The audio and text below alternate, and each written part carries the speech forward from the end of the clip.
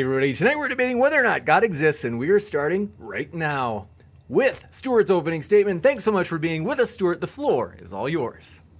James, appreciate you having me on. David, a pleasure. Looking forward to tonight, just totally wiping the floor with you, of course, every time. Opening statement, we'll just get right to it. You know, I think atheism is a faith. I don't want to trigger David or any atheists tonight, so I won't go as far as saying it's a religion. But I think it's a faith just like Christianity. There are faith assumptions, presumptions, and there are many things you cannot prove, just like the starting question of, does this universe have a beginning? Does God exist? You can even go to. They're all philosophical questions, obviously, that we're talking about, or at least the vast majority of them tonight. And so things like human rights, for example, one of my points will be morality. I believe that there certainly are objective morals, and in thinking through objective morals, I often connect it to, okay, where do ethics come into play? Where does something like human rights come into play? From an atheistic perspective, I think atheists can be good people. I think from their worldview, or you can call it a secular humanist worldview, it's hard to say that atheists should have a real motive for being great people. And when I say great people, I just mean what perhaps a lot of us think in terms of saving the lives of those across the world who have nothing to do with us, you know, ending poverty, world hunger, whatever it might be. I think they have reasons from their secular humanism, from their worldview, their perspective, to be good, to go about doing good deeds. But any type of obligation, any type of should help the impoverished, should help those who are really in trouble. I think the conclusion based off of the premise doesn't really line up. So that's one of my points. I'm going to be coming from, I also believe that there's a God because I believe in science. That will probably be my main one tonight. So I believe in God because I believe in science. I think from an atheistic perspective, science falls apart pretty quickly. You look in the 16th and 17th centuries, when you originally had, for example, the pioneers of science, Newton, Kepler, Galileo, on the list goes. They all believed in God. And it wasn't just the water that they were swimming in, like some historians would say. No, I believe that other historians are more accurate, where if you read autobiographies of theirs, a lot of them were genuine followers of Christ. And that's not even my main point, though. My main point to bring them up as pioneers of science was they knew that this world, this cosmos, had intelligibility. They would say it is programmable in some type of way. They would say something like mathematics. It's totally unreasonable, as one Pulitzer Prize winner said about mathematics without God. The unreasonableness of mathematics, he stated. So these pioneers of science really went after the idea, like C.S. Lewis talked about, expecting a lawgiver because they saw law in nature. And so the pursuit of science in order to understand that the creator of the universe went about laying out different patterns of evidence for himself, but then also different ways where we could go about discovering how to grow not only ourselves personally, but how to do experiments, how to find ways to prevent and ultimately deal with all types of atrocities. And so the scientific issue is a big one. And sure, you can throw into the science issue, yes, fine-tuning. I think for me personally, when I hear God of the Gaps, I think of Zeus. I think of many Greek gods who certainly we thought God was behind the lightning. And then all of a sudden, a little bit of science, for example, would say, no, hold on. There's gaps here. There's a God of the gaps. There, in no way can we say that God can really be a reason for the intelligibility of the universe. But obviously, that's not the type of God I believe in. I do believe there are gods of the gaps.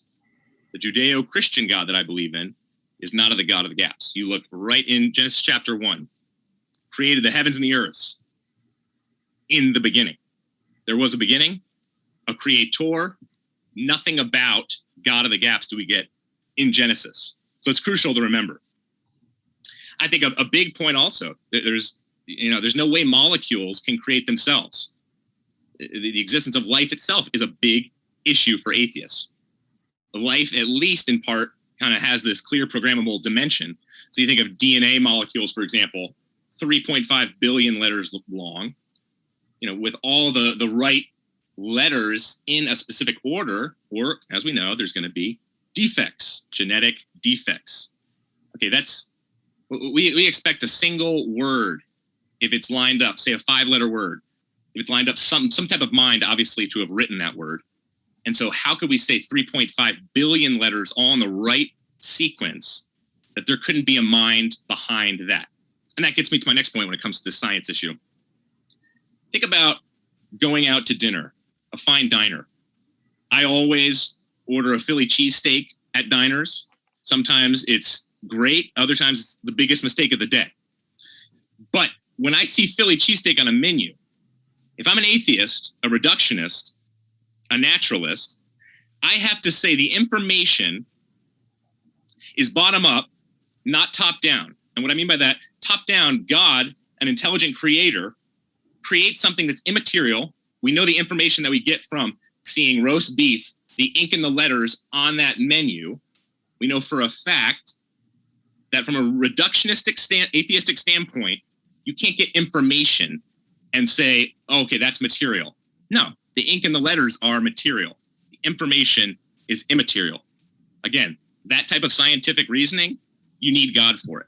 Otherwise, you're stuck with a type of reductionistic atheism that does not fit there whatsoever. So, information, again, it's a physical quantity. No, it's an abstract quantity. It's an abstract quantity, and that has to have some type of response from a David or any atheist. All right, then next, morality. It's a big one. It's huge. A.N. Wilson, one of the top atheists over the last 50 years, became a Christian because of morality. Objective morality. Yes, he believed in objective morals. But he also said, look into the gospel. If God wrote this book through humans, obviously, the type of life change he saw in Christians and what Christians would do for the world convinced him to move towards the Christian faith. So he believed in objective morals, that you need a God for those, and then also drastic life change. I've seen that myself. I think in the gospel, if lived out correctly, no better self-help book in the world. Nothing comes close. And that's what A.N. Wilson, obviously this brilliant atheist, was really getting at. Now, there's many different hypocrites. The Pharisees were hypocrites. Jesus attacked them his entire ministry. So I'm not talking about, obviously there's religious hypocrisy, and that needs to be talked about as well. And I really, actually, that's one of my favorite topics to talk about is religious hypocrisy, one that Christians get nailed with on a regular basis. So, 95% of philosophy professors at major universities across the U.S. today believe in objective morals. And the majority of them are Christians. That's philosophy professors. Religion professors, oddly enough, are typically not Christian. Right? That's a strange one. But it's odd to me that 95%, a staggering statistic on objective morals and philosophy professors, is so different from what we see in this cultural trend of millennials who now, it's pushing 40% of whom are moral relativists. And if you sit down with them, many of them, obviously not all, many of them are actually pretty consistent with their moral relativism. As in, one girl was interviewed by Christian Smith, a professor, sociologist at Notre Dame. And she was asked, what do you think about terrorists? What do you think about ISIS? And she said, I can't judge ISIS. What they think is right for them. And what I think is right is right for me. And so it's their prerogative. There's no objective morals out there from a God. Yeah, that's pretty enlightening. That's where we're headed. And I think there's tremendous ramifications from that. Do I think we are good without God? Yes, I believe we are good without God. At least we can be. But just like the sociologist Christian Smith talked about, if you play around too much, not just with personal beliefs in a God and the ramifications of dropping a belief in God, but if you play around too much with things like the halls of power, when it comes to the educational system, when it comes to government, when it comes to this being a Judeo-Christian nation, if you tinker with it too much and remove God, this sociologist talked about how there are and will be ramifications that we cannot imagine. Jordan Peterson has talked about this. John Gray, the atheist, brilliant atheist in England, has talked about this. So we obviously don't know. It's not testable. It's not quantifiable. It never will be, because this nation will always be a Christian nation, most likely. Atheism has a small rise right now, but it's predicted to fall off in the next 10 to 12 years. So that's yet to be seen. But I think objective morals from a good God is tremendously important in thinking through what is going to happen in our country. Lastly, the resurrection. I think obviously the Christian faith hinges upon the resurrection. It's a historical faith. No other faith really is. Was he raised from the dead or not? And I think about things like postmortem appearances. Postmortem appearances are huge, whether it be James, whether it be Saul turned to Paul, this life transformation. It's interesting how secular historians now claim with Christian historians, and pretty much beyond a shadow of a doubt, say that Peter saw Christ. He saw Christ. And secular historians typically, though, come up with some type of, okay, either it's a mental hallucination, delusion, something crazy happened mentally to Peter, but he saw Christ. Okay, I think there's something to be said about that. I think we all know, obviously, the women were the first to the tomb. I think if this was legend, it would have been the men. It would have been the men. Embarrassing detail. That absolutely is big. And then the last one, there's obviously tons, but the last one would be just the start of the Christian church. The start of the Christian church is huge. Like one Japanese atheist once said, he said, something sparked this Christian growth in such a magnetic, gigantic way that there needs to be an explanation for the Christian church. And if it's not going to be the resurrection, then it has to be something else. But you have to bring something to the party. You can't just say the resurrection didn't happen. You got to thank you very much, Stuart, for that opening statement. And want to let you know, folks, if it's your first time here at Modern Day Debate, we're thrilled to have you no matter what walk of life you are from, whether you be Christian, atheist, you name it. We're stoked to have you here. And with that, we're going to kick it over to David C. Smalley. We're thrilled to have you. The floor is all yours. Thank you so much. Thank you, Stuart, for doing this. Thank you, James, for having me. And I think after hearing all of that, I just want to thank God for making beer. The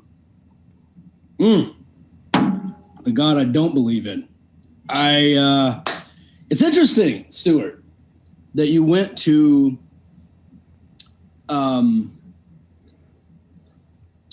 Galileo and Kepler, and these guys were around you're talking 1500s, 1600s. You're talking people who didn't know about germ theory. You're talking 200 years before germ theory, before evolution was discovered. I mean, they were doing their best with what they had.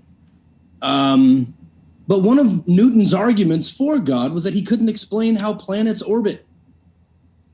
Like, let's just put that into perspective. When we think about Newton and we think about gravity and we think about how important gravity is in our lives, it sounds great, like Newton was this brilliant man, and he was for his time. But we've gained so much knowledge that filled in many of the God of the gaps arguments that Newton used to justify his own belief. So if we're going back 200 years and say, here was a really smart guy that believed in this thing that I believe in, that's not evidence that it's true. It's evidence that a smart guy from the 1500s was also just as wrong as you are today in 2021. So I don't know that I would tout that as a positive. You mentioned the lawgiver. You mentioned morality. And we had this discussion last time, and I told you I do acknowledge and support objective moral truths. So that's also not evidence for God. There are plenty of atheists who will say a lot of moral decisions are subjective and relative, but there are plenty of atheists who acknowledge objective moral truths.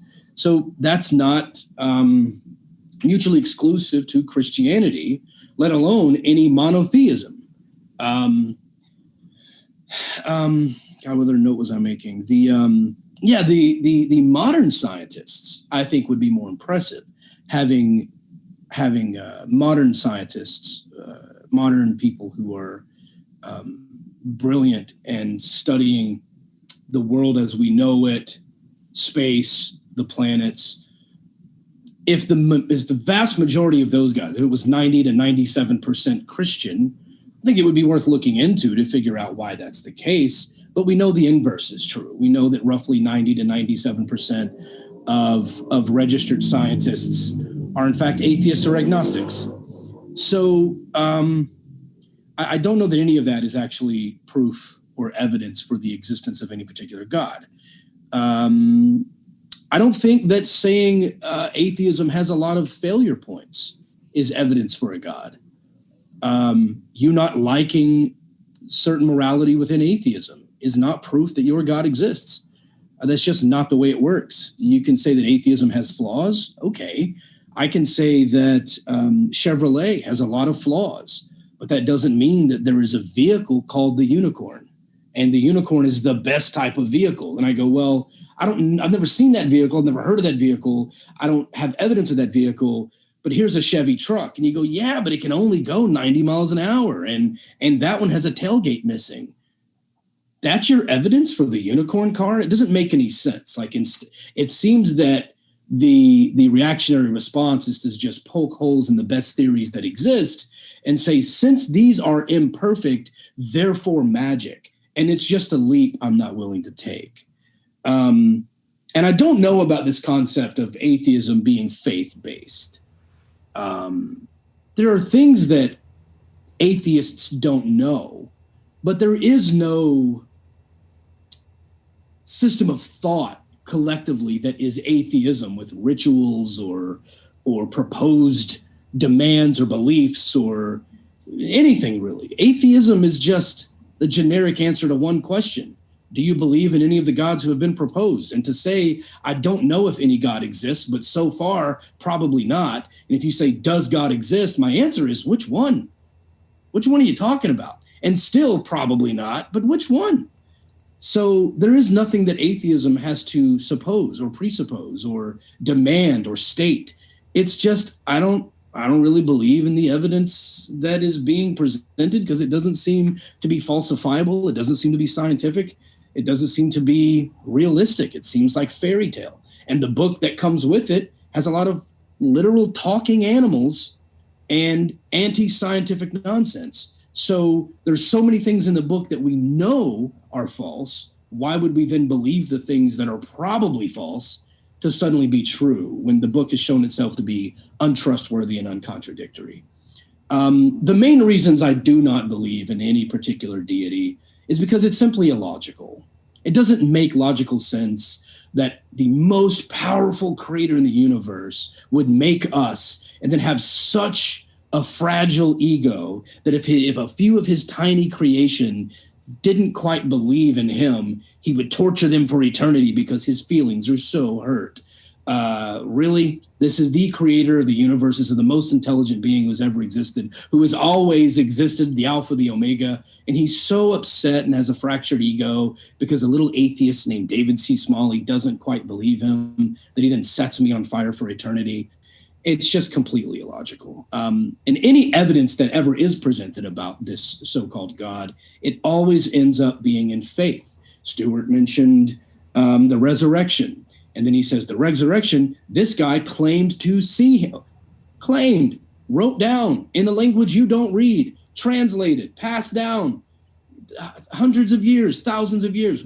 This is, you just believe the people who wrote stuff down. That's really what this means. That doesn't mean that evidence is true. It means you believe the guy who wrote this down, who you don't know. You don't know if he had any political persuasions. You don't know if he had opportunities to take over and be in power. You just don't know. Another big one is the problem of evil, the immense amount of suffering in the world. If there is a God who loved us, and Stuart just mentioned that our morality is evidence of a good God, I think the Bible is evidence that God is anything but good. If he does exist and morality came from something, it seems like that morality, as good as people are most of the time, did not come from God, because most people, actually every person I've ever met, is better than the God of the Bible, morally speaking. And we can get into that if you want, Stuart. But the amount of immense suffering that goes on and on and on is evidence against there being a God, probably. And then divine hiddenness, which I believe Stuart and I got into as well, either on my podcast or on the show previously. It all runs together after a while and so many beers. But I'll say that divine hiddenness is quite curious, because I'm this puny little human being on a planet that God created, and God finds it to be my responsibility to seek him with my fallibility and tiny human brain with limited understanding. Yet he knows that both of us exist, but he doesn't reach out to prove to me that he exists in a way that I would understand and begin to worship him. I had a psychic on my show a few months ago, and my daughter was with me in studio, and he told me that my daughter had spirit guides standing behind her, looking at my face, laughing at me and mocking me because I didn't believe in psychics. And I said, so her spirit guides are looking at my face and laughing? And he said, yes. And I said, well, I just wrote a word down on this notepad and I pushed it in front of my daughter. Have your spirit guides tell me what word that is, and I'll believe you. Do you think he did it? No, he couldn't. When it came time to actually prove it in real life, he backpedaled. Well, they know you're testing them. That's not how this works. They're not giving me any signals. They're upset that you're not believing. If they were just mocking me and laughing, why won't they show themselves to the person with an audience calling bullshit on this entire thing? So God has every opportunity in the world to show himself to me in a way that I would believe. And I would tell my thousands of podcast subscribers, this is a real thing and here's my real experience. And finally, God's just not necessary. He's just not. We're not perfect, but if you look at human progress over time, the things that we have done, egalitarianism, women's rights, ending slavery, stopping the brutal sex trafficking and human trafficking and all these terrible things that humans have done, we are also correcting over time. God had every opportunity in the world to correct these things with a single commandment and did not. He allowed slavery. He allowed women to be subservient. In fact, he ordered both. Take slaves from these people. Do not rule over your own people ruthlessly. It's all throughout the Bible that he was condoning it and okay with it. And this is not some indentured servitude. If you look in Leviticus, it specifically says that you could pass down your slaves to your children because they are your property. Humans fixed those mistakes. Humans corrected the things that God never addressed in the Bible. So my position when asked, does God exist? Which one? I don't know. Probably not. Stuart's answer is, oh yeah, definitely. I know he exists. And by the way, he agrees with me on everything. And by the way, here's who you should sleep with and here's how you should behave. That's how much I know God exists. That to me is a gigantic leap of faith that requires an extraordinary amount of evidence. And clearly, since this question has been debated for thousands of years, nobody has sufficiently answered that question. Thank you very much, David, for that opening statement as well. And with that, folks, we are going to jump into the open conversation. Want to let you know, upcoming debates, we got a juicy one tomorrow on Saturday nights. It gets weird sometimes. We are debating whether or not giants in the past existed. It's going to be an epic one. You don't want to miss it, so hit that subscribe button so you don't miss it, as well as a lot of other juicy debates coming up. And last, before we jump into the open conversation, our guests are linked in the description. I highly encourage you, folks, if you haven't already checked them out, those links are waiting for you, and that includes if you're listening via the podcast. We put our links for the guests in the description there as well. So with that, we'll jump into open conversation, gentlemen. The floor is all yours. Thank you for wiping the floor with me, Stuart. I appreciate it.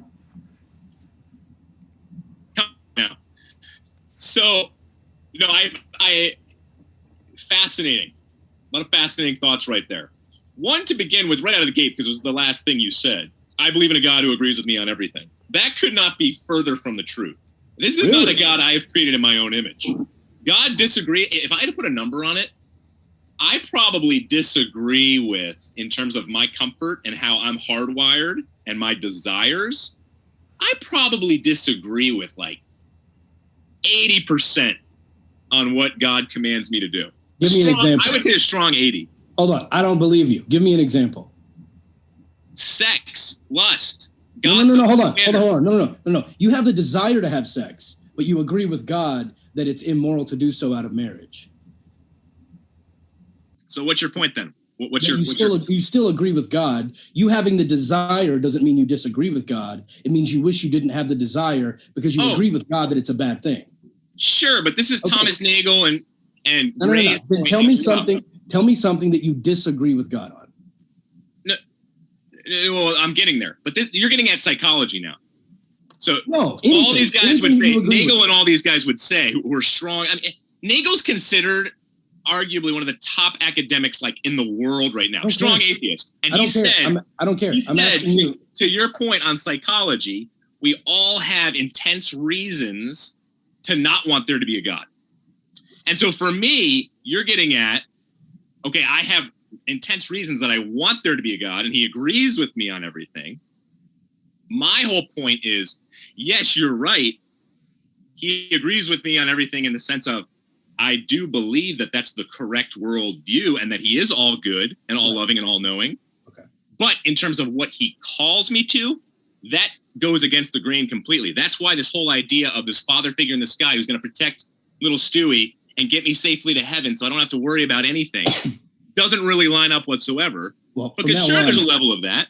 From now but on, there's way more of he gets in the way. This God gets in the way. Yeah. By the way, from now on, I'm calling you little Stewie. I think that God's putting rules and laws into place that go against your natural born instinct of sex or attraction or working on the Sabbath or whatever you want to say. You're not disagreeing with God that it's bad. You're not saying that you know better than God, right? You agree with God on all of the things that he has set forth as far as these moral laws that are in the Bible. You agree with him on all of those. You believe same-sex marriages are immoral, right? God said so. You believe that, correct? The ethics in Scripture, yes, I agree with, that are laid out. I don't. Right. I don't agree with any of that. I think that there are basic biological scientific understandings for why two men can fall in love with one another. I'm not one of those men, but I totally get it. And I understand how I couldn't force myself to be attracted to a man any more than a gay man can force himself to be attracted to a woman and want to marry a woman. So I understand the science behind it and the medical journals behind it, but you latch on to an ancient biblical text written by Bronze Age fishermen and say that your God knows better than modern day science and medical professionals. And so you're willing to label something as immoral that has been understood for several years now, like 30 to 50 years now, understood medically and scientifically, but you think God agrees with you. So once again, you may look at a rule and say, oh, I'd really like to have sex with all these other women, even though I'm married. And God says that's immoral, so I won't do it. But you also agree that that's immoral, right? You think that God agrees with your political opinions, right, Stuart? Like whoever you voted for, you're pretty sure God is good with that and that God agrees with your moral decisions around voting for. If I were to look at that God, I would say he probably disagrees with almost everything that I do because I think he's a terrible, terrible being if he exists. So one thing, there was a lot there. Okay. It was a mouthful. Good stuff. That's what I do. Give you a couple there. I would say one, though, I mean, your one on sex ethics breaks down because if you want to take it from an evolutionary standpoint or even modern medicine, I mean, look at Sigmund Freud and how he changed the culture. Look at the whole hippie movement. I mean, polyamorous marriages, thank God, are increasing because they should be from a scientific standpoint, like you say, because the Christian faith is repressive. And I should be spilling my semen with any woman out there, despite me being married, any woman out there that I see. I mean, from your perspective, why wouldn't you do that? Just because it's unfair to your wife or because signing some marriage piece of paper? No. It's because an agreement between two consenting adults to remain exclusive is a bond between those two people. And if they agree that it's an exclusive relationship, then that's the right thing to do objectively, to do, to stand by your own agreement. Period. So as a sensible knave, though, which you can become a free rider, I would be a free rider from that perspective right there. And if my wife is never going to find out if I cheat on her, I'm going to do it every time. I mean, seriously, she's never going to find out, man. So who cares? What, my conscience? Oh, wait a second. I don't have a conscience. Oh, wait, moral objectivity? Wait. Why would you not have a conscience? Why would you not care? Why is it, Stuart, that you believe God is required for you to do the right thing by your wife? Break that down more, because that could go in a number of different directions. Well, what you're saying is, if your wife would never find out and there was no God, you would cheat on your wife constantly because there's no consequences. I'm telling you that if I were married and in a committed relationship like that, when I make that promise to that person, my loyalty, my integrity means something to me. And the fact that I made that promise to her means something to me. So if I go and cheat on her, I'm not going to feel like myself. I'm going to have guilt. I'm going to have compassion. I'm going to have sadness. I'm going to feel dishonest, and I'm going to feel disconnected from her. I don't want those things to happen. So I avoid that behavior and I remain loyal to my wife. No God required. The fact that you need a God watching over you to make sure you don't go cheat on your wife, I think says more about you than it does the God. So I would agree with some of that. I think parts of that you could take and say, it gets back to my point on good without God. Dostoevsky, when he talked about if you're an atheist, if there's no God, all things are permissible. He's saying, objectively speaking, all things are permissible, but he's saying that doesn't mean atheists are bad people. Just like right now, I'm not saying atheists are bad people. I said, David, from your perspective, from your worldview, you could be a good person, but not a great person. I don't think the conclusion matches up with the premise, because I think it's beautiful of you to be loyal.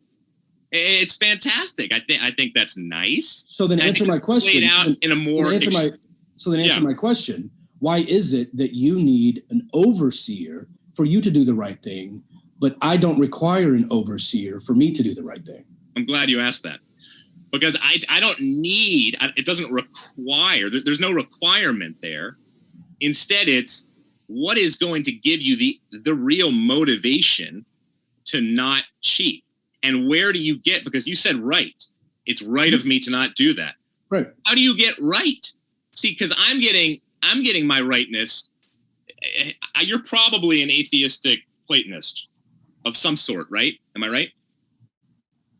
Maybe. Yes. All right, I got lucky. I got very lucky. So there's these nice virtues just kind of hanging in the air, supposedly coming down to rest upon us, where there's a form of justice and love and peace. But there's no personhood. There's no person attached to these. When we think of justice, love, loving somebody, you always attach that to a person. To have a personal creator, who you can call God or just a personhood, makes entirely more sense, not just because when we think of these virtues, we don't just think of some vague, ethical, hanging, transcendent principles. No, we think of a person that it's always connected to, and then connected to that, there's obligation and duty to go about seeking justice, to go about loving your spouse and not cheating on her. Does that make sense? I don't see that it comes from outside, though, Stuart. That's the difference between us. I don't see as it being a lawgiver or providing us with a set of rules, and that's why I have to follow them, because it's coming from something more powerful than me. Our morality, our compassion, our guilt, it comes from within due to evolution.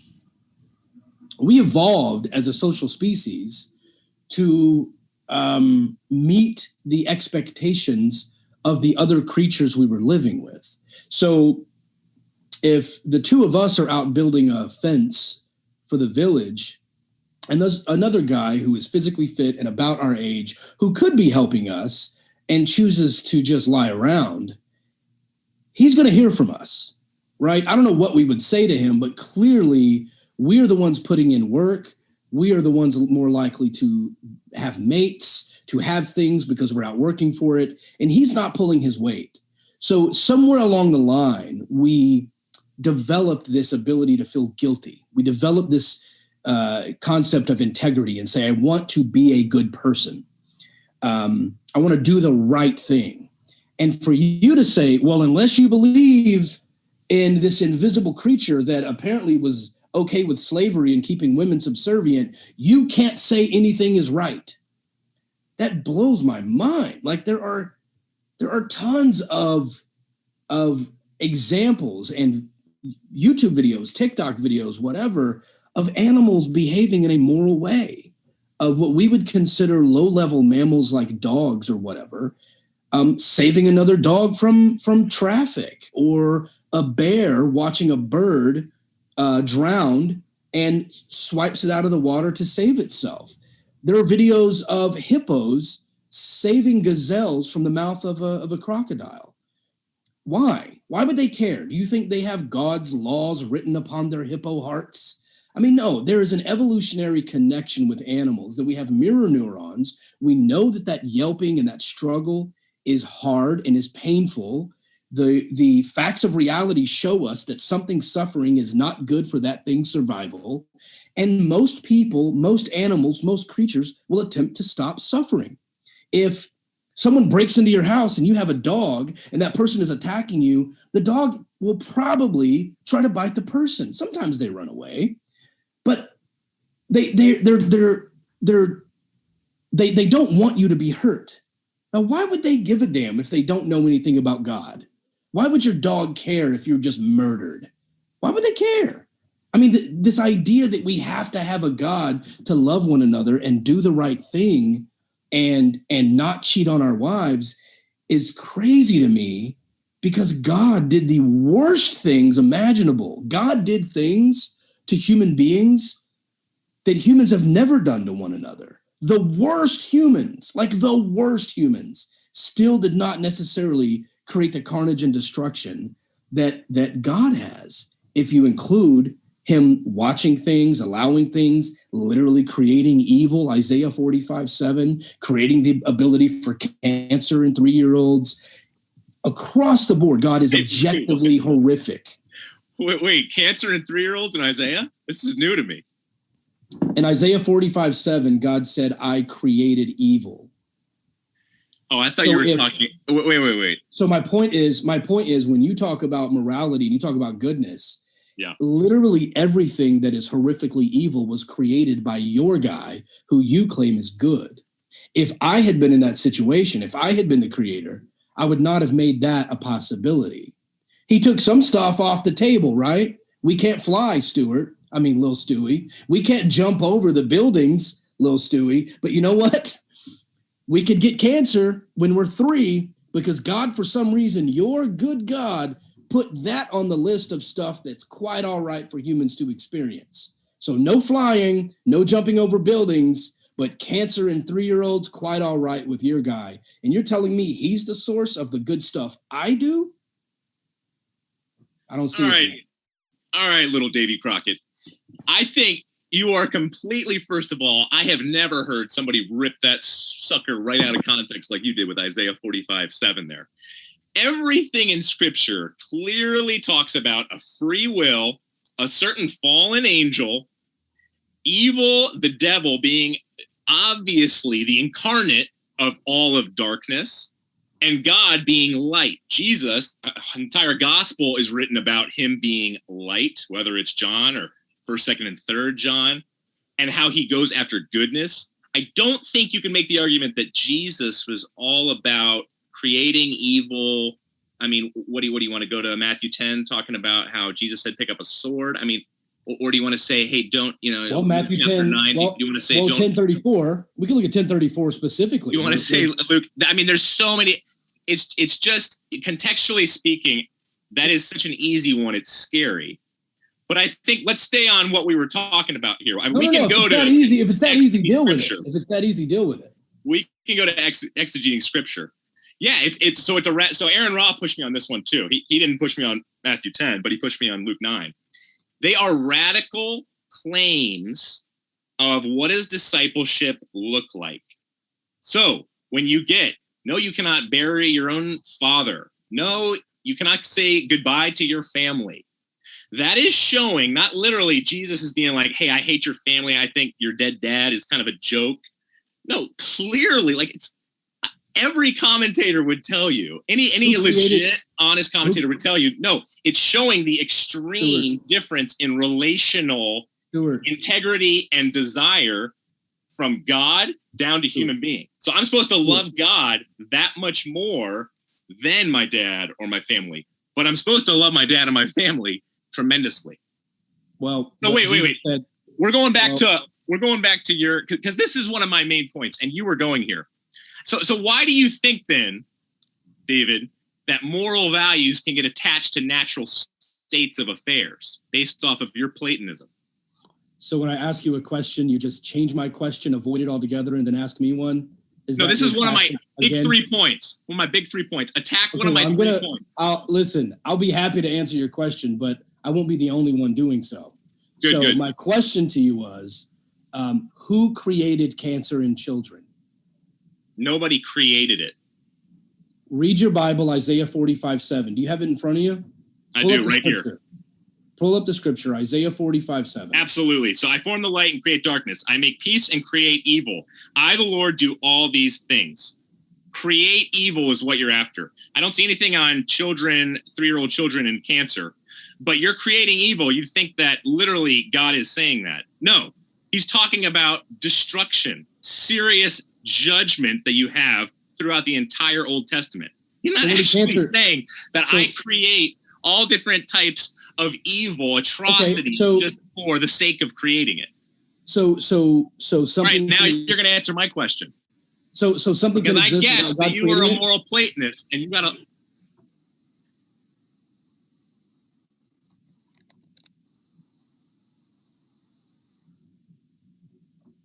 I just wanted to know if something can exist without God creating it. No, God creates all things. So God created cancer in children.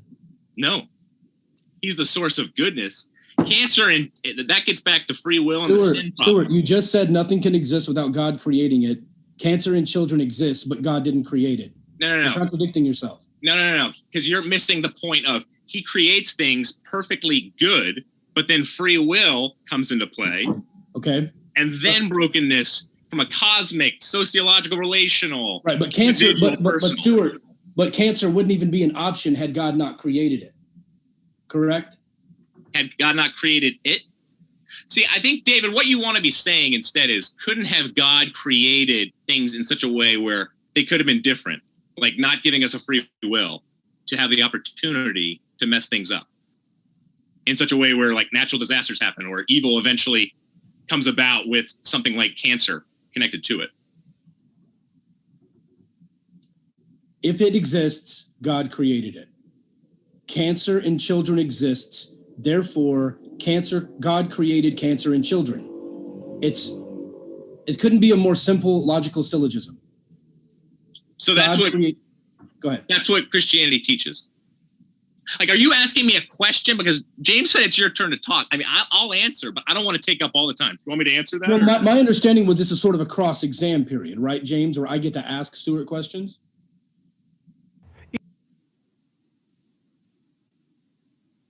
Okay.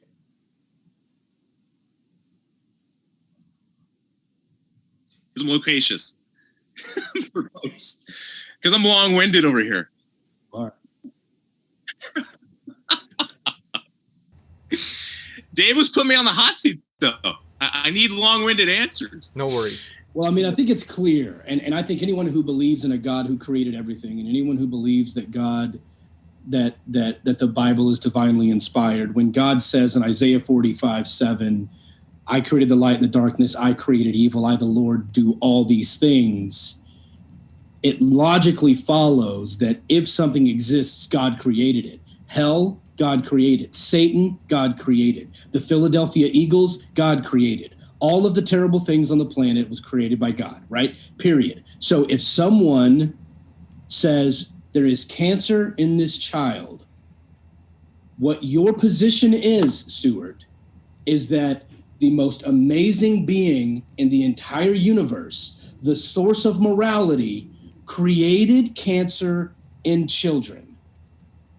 And I cannot wrap my head around why you're fine with that position. And clearly you're not. And I think what we're seeing is the cognitive dissonance happening live during this feed, because you flat out said, yes, everything that exists was created by God. So I say cancer exists in children, therefore cancer in children was created by God. No, blah, blah, free will. No.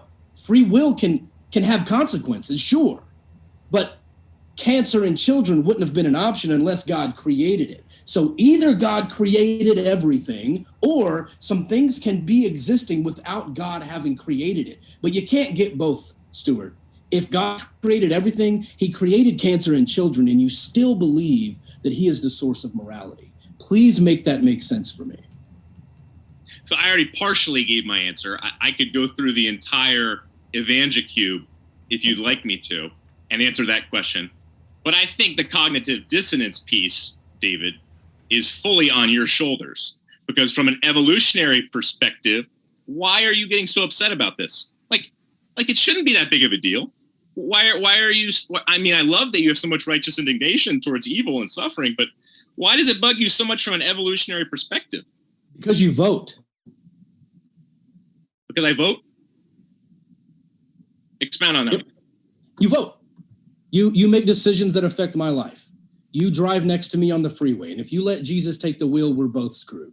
You have children, and you're raising children that I think should be helping humanity in the future, and you're teaching them about demons and darkness and evil, and that gays are inherently terrible, and blah, blah, blah. You are a contributor to society, and I share a planet with you, and I need you to give a damn about humanity instead of serving an invisible, non-existent, terrible, horrific monster. Would you like to see the statistics? Would you like to see the statistics? Not only currently on who is doing the most for poverty, hunger, hospitals, giving, but also who built those hospitals. For you to say that we're a leech and that all of a sudden, all Christians are part of the KKK and white supremacists.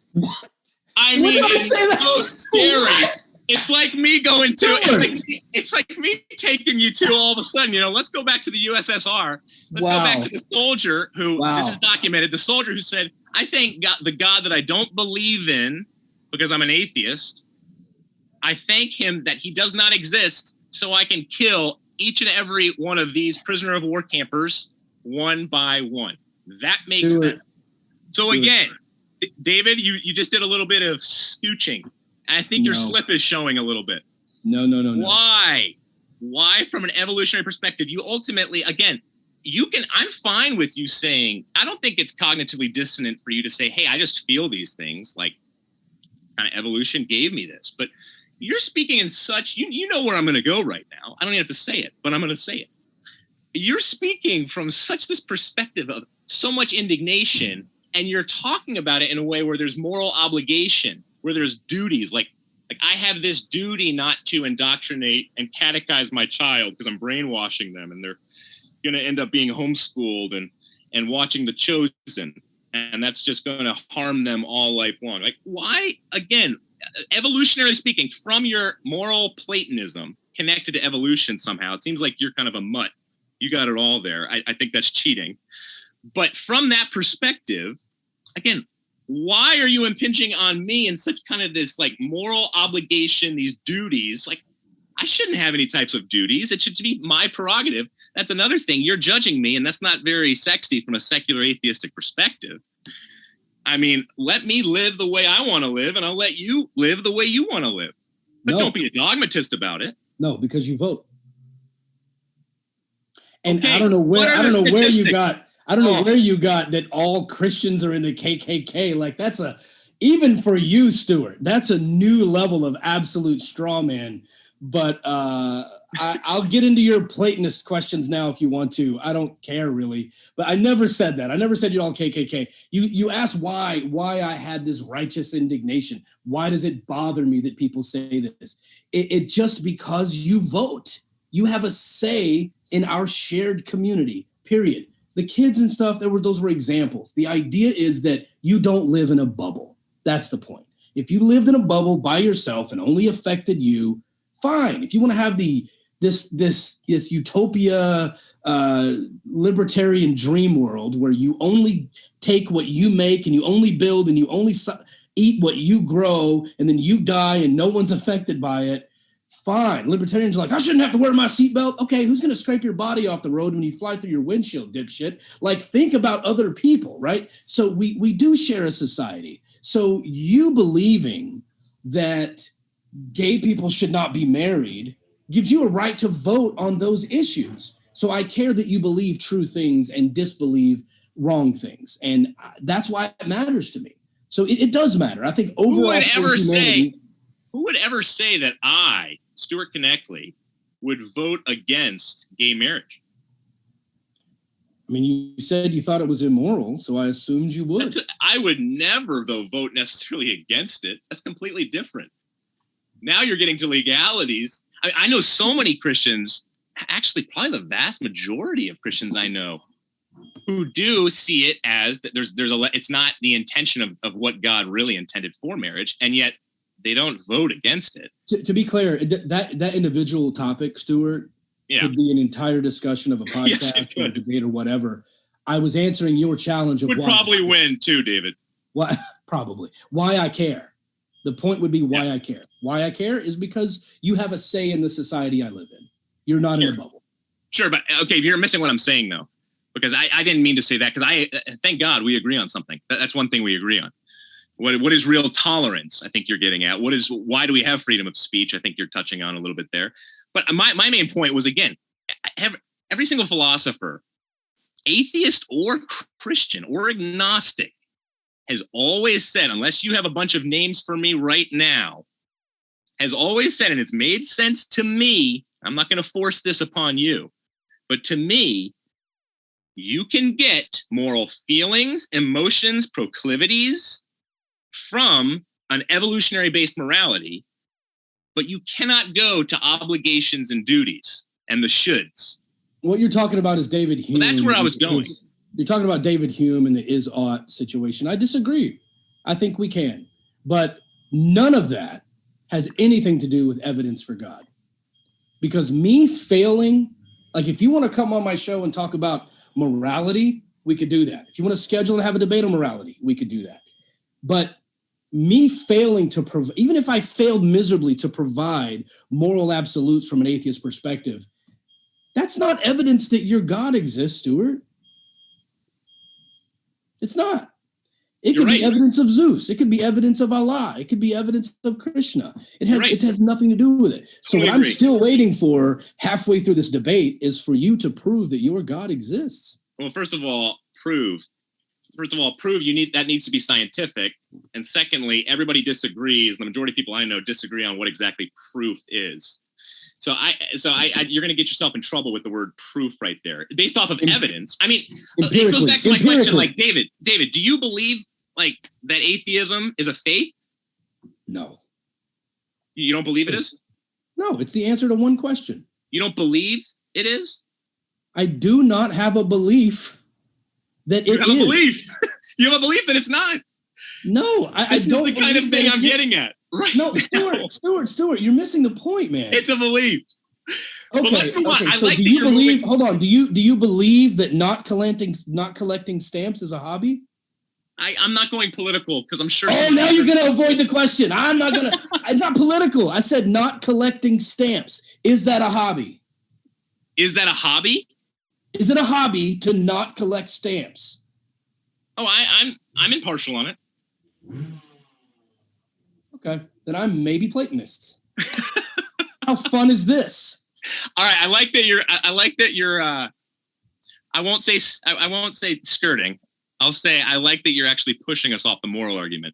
So again, I'm glad you did not get the moral argument wrong there, though, because yes, the moral argument does not mean I'm a Christian if I can prove it to be true. No, that simply is saying that there is a God, or at least there's a mind. There's a mind. And whether that's Hinduism makes more sense than atheism. Buddhism, from the moral perspective, moral objectives, makes more sense. Not the atheistic ones, obviously. Makes more sense than atheism. Even, heck, Islam, I would take it over atheism on the moral argument. No, then you have to get into the resurrection, which we're not going to get into tonight. So that's the piece there. I'm not talking about ethics. I'm not talking about ethics, which has better ethics. Do you think in general, humanists who do not believe in a God treat other human beings worse than you're missing it.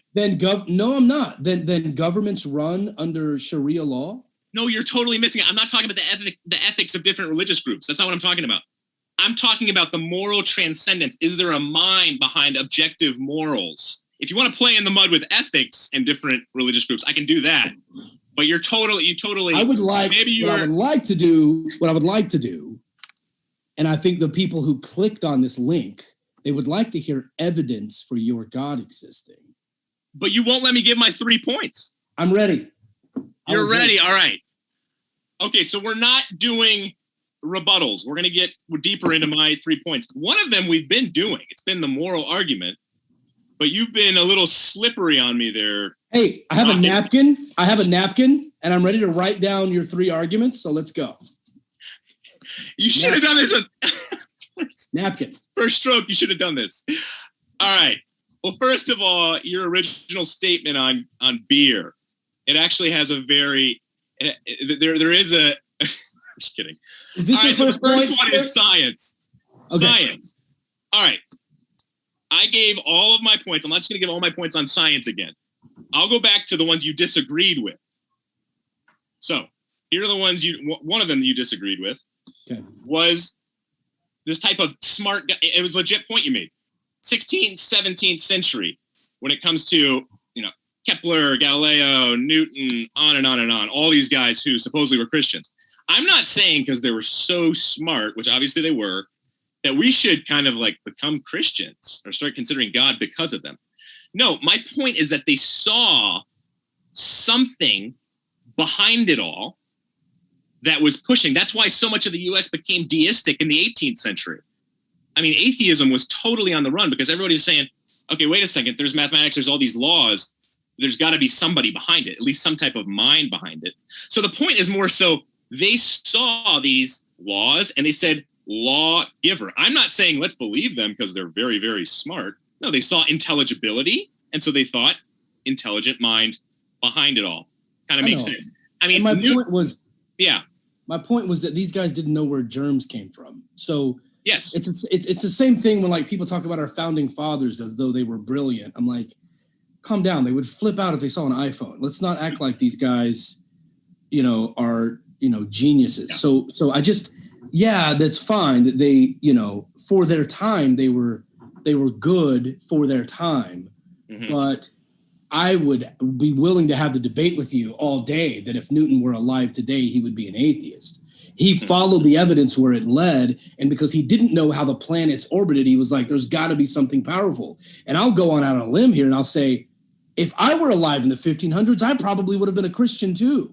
There would have been so many things that were mysterious to me that I didn't quite understand. Thunder clapping, lightning going through the sky, planets orbiting, me studying and watching these stars fly through the sky. I would have been like, there's something very powerful doing this, right? That's not my point, though. I agree with that, actually. But and that's not the point of what I was saying right there.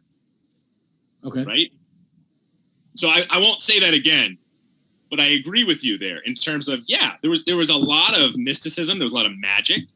I mean, I think it was like one atheistic philosopher said when it came to fine tuning. He said, you want to see the craziest type of magic imaginable to man is this type of fine tuning that the universe, it was waiting. It was like it was waiting in the most intricate way imaginable for us just to show up and say, hey guys, I was waiting for you. It's about time.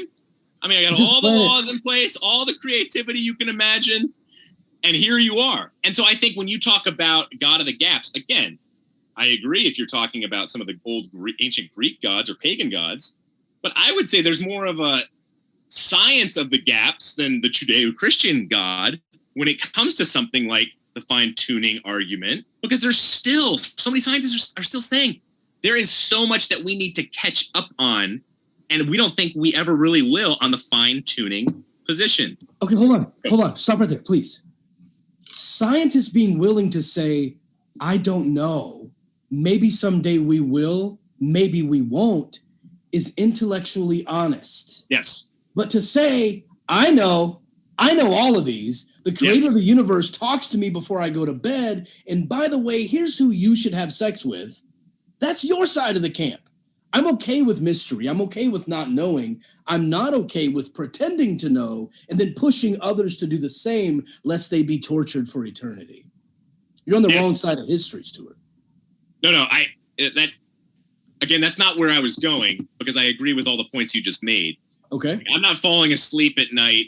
Fortunately, I'm not schizophrenic yet. I'm a little mentally off at this point, but I'm not hearing God's whisper, gentle whisper and touch as I go to sleep at night saying, hey, Stuart, don't forget Wheaties instead of Pebbles tomorrow morning. No, he said Little Stewie, and you know it. Little Stewie and Davy Crockett. So I agree with you on that. But again, I don't know, you're speaking now to young earthers. Like, I'm not a young earther when it comes to, you're saying the Bible gives you science and it's wrong, because you said that earlier and it's kind of where you're going now. Well, that's not. I agree. It does. I mean, I agree. It would be wrong. If you take it as a scientific textbook, it is dead wrong. But I don't think it's a scientific textbook. Do you? Okay, no. But then I think there's history in it, historical narrative. Okay, but why do you think God would? Okay, but why do you think God, in a book that is designed to tell us about his message and have us believe in him in order to save our souls, would allow things to be in the book that were provably anti-scientific? Yeah, which ones are you thinking of? If he wanted us to believe, why would he allow it to be sprinkled with bullshit? Like the sun stopping in the middle of the sky, the talking donkey, the story of Genesis and the Garden of Eden, the talking serpent, Jesus walking on water, rubbing mud and spit in someone's eye to cure blindness, random things like that. So your point is, because of the talking donkeys, for example, he's a god of deception, especially when it comes to modern day science. And so we have a lot of kids worrying and scared of donkeys because they might talk to them. Wow. You somehow, once again, took your own championship belt for the worst straw man I've ever had. So congratulations on that. I should just mail them to you. I got to catch you. Somehow. So what I mean in your rearview mirror. What I mean by that is a book that tells me that there is a God, and I go, I don't know that I believe that. Okay, let's see if the book is credible. When the book says that a man and a donkey had a conversation, I go, well, that's not possible.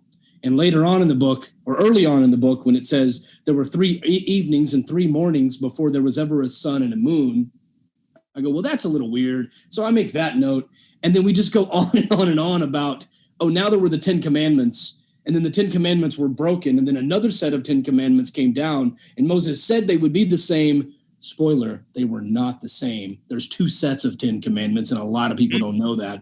And then we just keep going and going and going about these crazy things that said they were going to happen and they didn't. Bible contradictions down to the color of the scarf or the robe that Jesus had. Was it scarlet or was it red? Just all of these different issues now makes me look at the Bible and go, we have a talking donkey, a talking snake, a virgin who got pregnant, a person who dies and then is raised from the dead after 3 days and then literally floats upward in sight of all men, which makes it sound like a flat earth book, because clearly on a sphere, not all men could see that unless he was just being sort of vague with its terminology. Then we just start getting into this, I don't trust the book. We can prove several of these things to be scientifically false. Therefore, we can go, okay, let's go back. Genesis is now poetry. It was written as poetry. It was never meant to be taken literally. The story of Balaam and the donkey, it's a fable. It's got a talking donkey. It was never supposed to be true. So then we start going, okay, let's look at it more realistically. So Jesus walking across water, it was just a euphemism. No, he literally walked across water. Wait, what? Really? No, he literally rose from the dead. Oh, and he literally floated up to heaven. Where did he go? Past the clouds, into the atmosphere, past the ozone layer? At some point, did he burn up? Where did he disintegrate to? My point is, all of it starts to fall apart. And I go, now that I see all of these things that are anti-scientific claims, now I go, well, hell, if I can prove these things wrong, that it claims are real, when it comes to the stuff I didn't know about, I don't believe it because the book has lost all credibility with all of this silliness.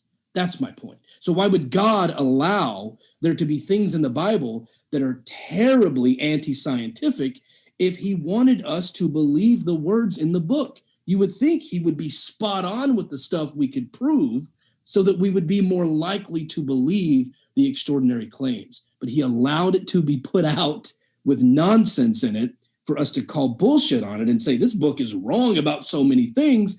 Therefore, the logical conclusion is, Stuart, that it's wrong about the extraordinary miracles. Well, I mean, it would be nice if the Bible was more scientific. I agree. I think God would then have to update the science every 2 years, perhaps, to do justice to kind of what you're asking for. So maybe his finger could just kind of come down and shoot into all of our Bibles and update all the science every 2 years. That would be nice. That would be very nice. Like an iPhone update. There you go. Push it out.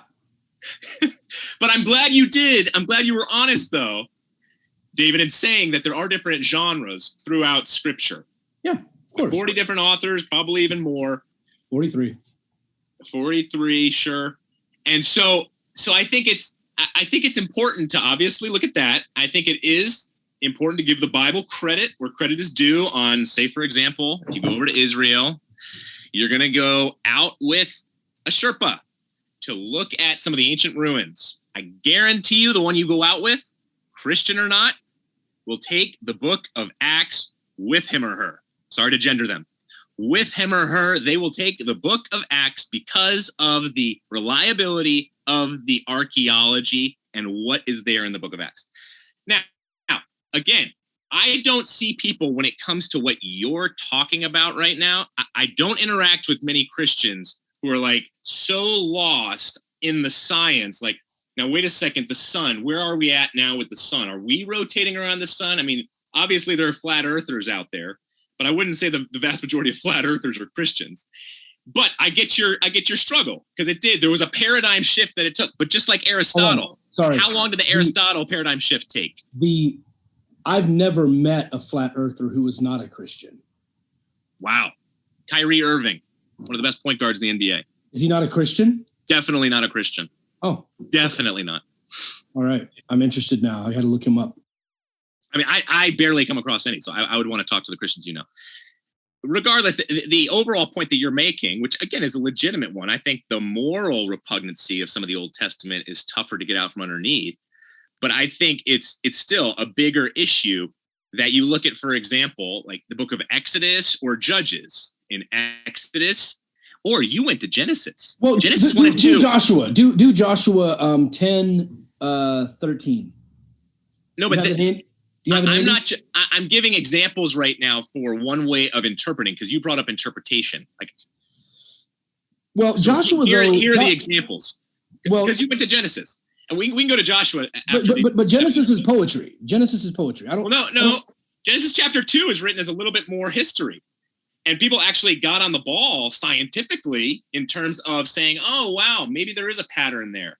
But they would be contradicting each other if you weren't right on Genesis 1 being song and poetry. But this also gets at, in terms of interpretation, if you get Exodus, for example, or the book of Judges, you have in Exodus the crossing of the Red Sea, very anti-scientific, by the way. And then you have a song afterwards that is very artistic and it's very irrational. And you could say the crossing of the Red Sea is rational. Yes, I would say a miracle happened. David Hume was wrong right there. But then it makes even more sense when it comes to the book of Judges, where you have Miriam, or excuse me, no, it's Ezra. Ezra because it's Miriam in Exodus, Ezra in Judges, where the Israelites are fighting the Ammonites, and the historical account is right there given by Ezra talking about how this battle went down. And then the next chapter, you have the stars fighting for the Israelites. I mean, how anti-scientific. The stars are fighting for the Israelites? No, it's poetry, it's song. No. And that comes, just like I stated, Genesis 1 and 2, Exodus 18, I believe it's 18, check me on that. And then Judges 3 and 4, where it's the historical event, song, historical event, song. So it's so important to look at the literary style before hopping to, like, wait a second here. Those stars aren't supposed to be singing. I think they were talking about the Dallas hockey team. What about Joshua 10:13? Because I think your scripture, brother. Let me know what does that one say? I'm impressed. It's about the sun stopping in the middle of the sky. The moon stopped, the sun stopped until the nation avenged itself. It was a whole in the presence of the Lord, O sun, stop in the sky. And then the sun stopped and said, the sun's going to stay here until you avenge this nation or something like that. And so we know that that's literally impossible, like physically impossible. If the sun stopped, I talked to Neil deGrasse Tyson about this one of the times he was on the podcast, and he was just like, yeah, that would, do you realize the catastrophe that would happen if the sun froze in our skies? Like, there would be nothing left. Like we would just completely be, destroyed. So yeah, in Joshua, so Joshua's not written as poetry, I don't believe. I think Joshua's supposed to be taken as historical truth, yet there is this extremely anti-scientific account of the sun and moon freezing in the sky as though the Earth's rotation has stopped. So once again, to my original question, why would God, if he wanted us to believe this book, allow anti-scientific nonsense to be put into a book that we are supposed to believe? Well, I thank God for the Galileo types who come around and fix the theology to match natural science. And I think there are countless examples. There are so many, one to add to your good one is there are more churches probably than you realize that have snake handling going on. I mean, is God a God of deception there? I mean, come on, maybe. And so I think all of these, again, there are questions. I would say, like, women to be silent in church. All right, I know contextually I can make sense of all that. But why is that in there? Because some people have gotten that wrong, and misogyny is a real thing. Some people have used that. So here's what I'm agreeing with you. Have used that in a way to say, here we go, I can be sexist now, and you have to shut up. And John MacArthur, by the way, says that a 7th grade girl can't even teach a boy younger than her. And that's John MacArthur, pastor of a gigantic church. Mm-hmm. So I agree with you on the frustrations there. But if you look into contextually speaking in the New Testament, because we have to go back, I mean, you know this, David, 5,800 copies, probably even more now in the New Testament. What do we have, like 100 of the Old? And what do you have? I mean, how much closer are we in terms of years to the New Testament era than the Old Testament? So obviously we're going to look at the New Testament and say, okay, this is history in a pretty clear way, is it not?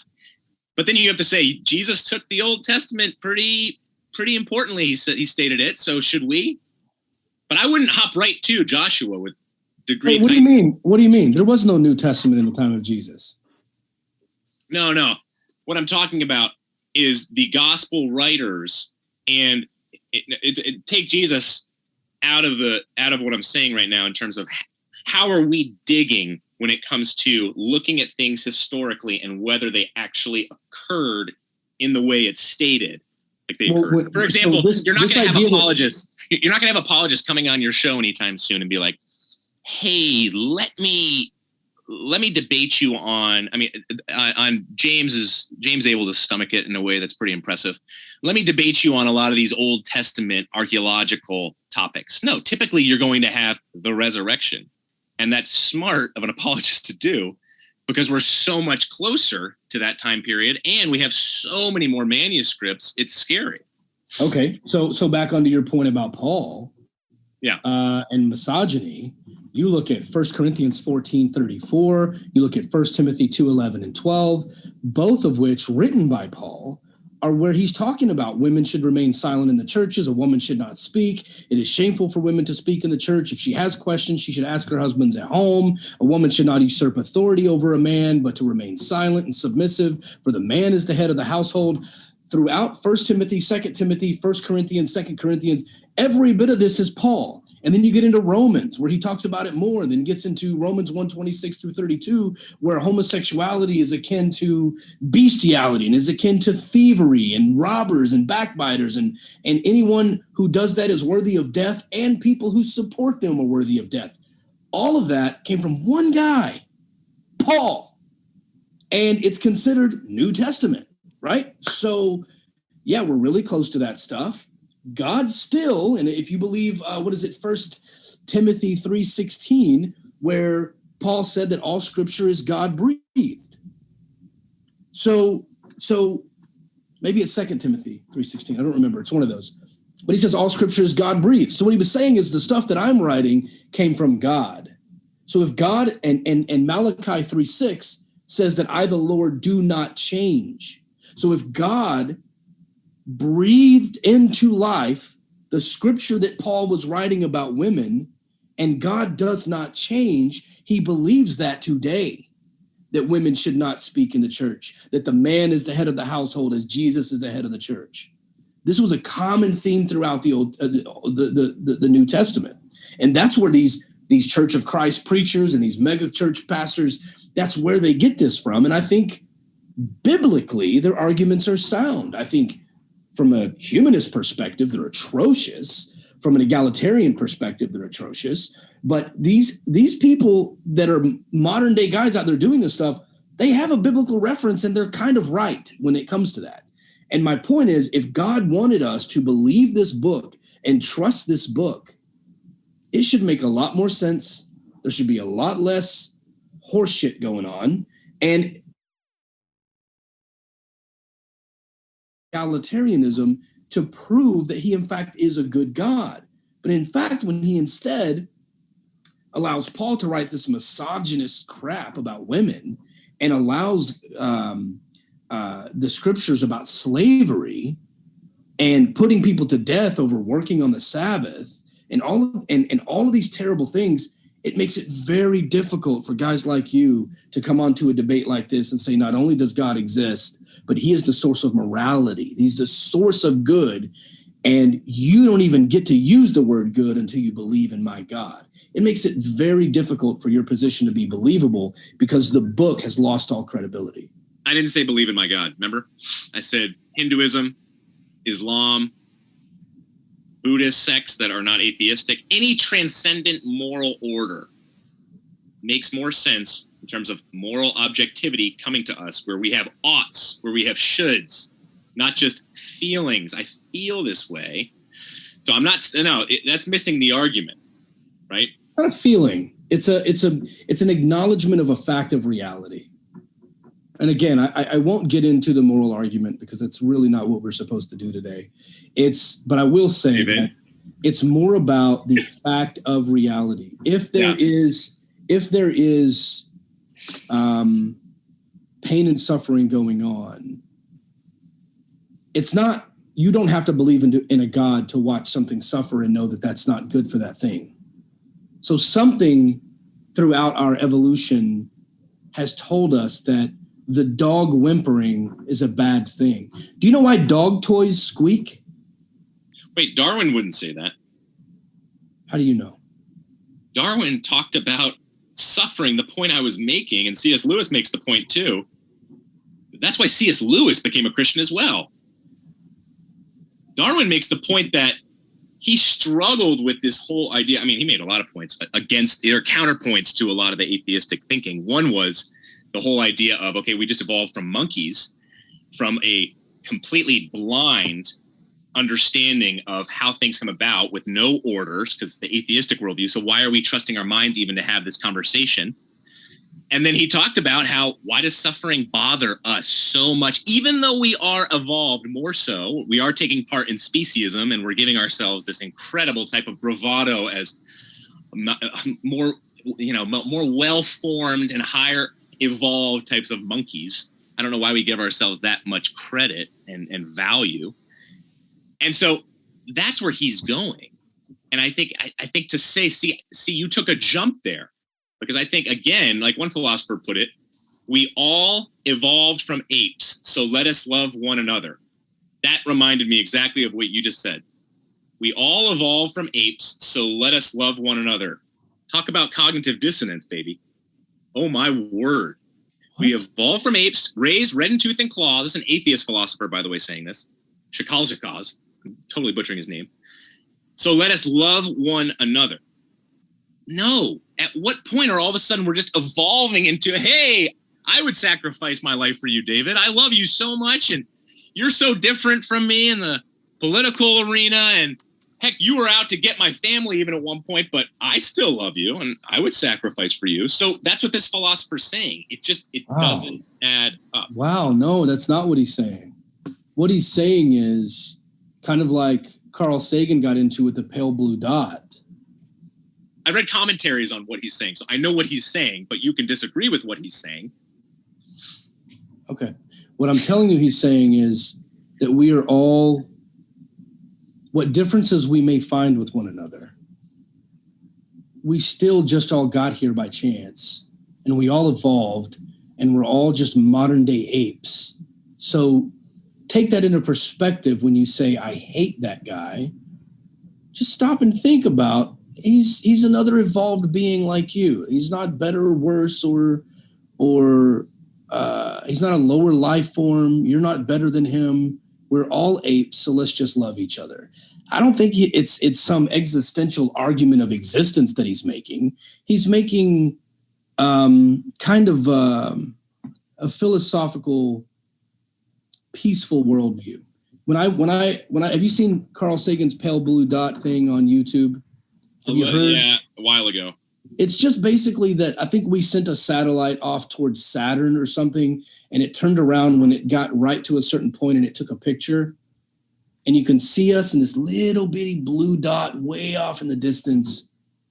And he has this beautiful pale blue dot. And if people watching, if you haven't seen it, when this debate is over, please open up a new tab, type in pale blue dot.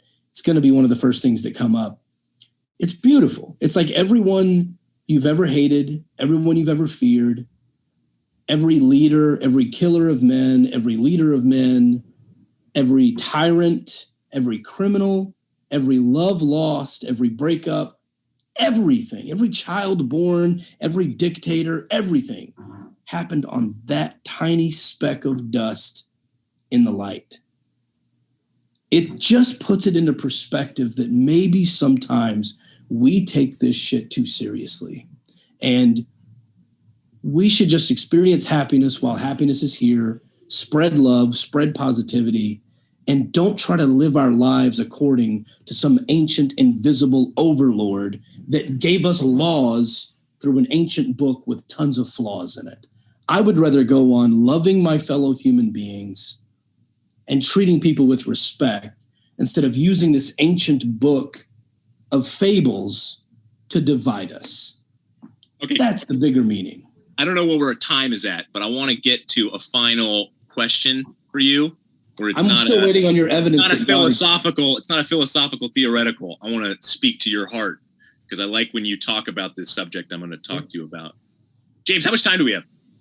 I'd say this should definitely be our last question before we go into Q&A. Okay, I'm going to take a cheap shot before I get too personal here. It's not a cheap shot. I'm just kidding. See, I think it's nice what you said, David, and I'm not totally in disagreement with it, but I think it makes more sense to live by the selfish gene if there is no God. I think it makes more sense for me, at least for me, to really alpha dog it up and really beat out my competition. I mean, if they're drowning, and just stick a hose in their mouth and turn that hose on from an atheistic perspective, because ultimately it doesn't matter. And we evolved from very selfish primates. So why not just continue that way? I know we want to come together as groups. We didn't. And group morality. I know that's important. But again, I think the selfish gene is just as important as what you're stating in terms of, don't try and convince me to be kind. Why do I need to be kind? I mean, okay, I'll be kind again, back to the sensible knave. Stuart. I'll be kind in order to get what I want from you, David. No. I'll be kind. So we did not evolve. As an atheist, I will free ride. We did not evolve from selfish creatures. If you watch bonobos are our closest relative. Yeah. I probably have more in common with bonobos than I do you. Bonobos are very kind. They help one another. They feed one another. If one bonobo gets sick, the others help take care of it. They watch each other's babies. They warn each other if there's a predator. They teach each other what fruits are good. They fight wars with other clans for territory because they want there to be food and safety for their own tribe. If a bonobo or a chimpanzee is caught stealing food from another bonobo, they're punished. They're hit, they're beaten, they're attacked. If they do it repeatedly, they are ostracized from the troop.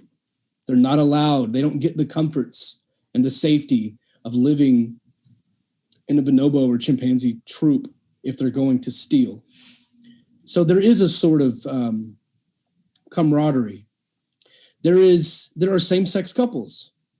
There are initiations when if the troop is moving along and they come across a female that's out by herself, they check her out, they inspect her, they look into her, they check her for the bugs, they groom her.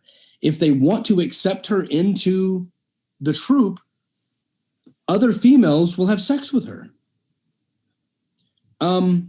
This is very common. You can look this up and then clear your browser history, obviously. But there is a sense of morality and care among bonobos, among chimpanzees, among gorillas. The silverback gorilla will walk out into the street on his knuckles and stand there looking at humans as his entire family walks across the street. Why doesn't he just walk off and not give a damn about his kids? Why does he stand there with his chest out looking at you saying, I dare you to come over here?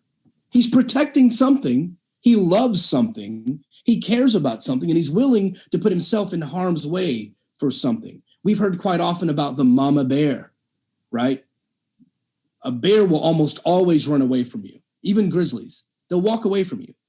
But if a female bear has a cub with her, she will rip your face off. Why does she love her kid? Why does she give a damn?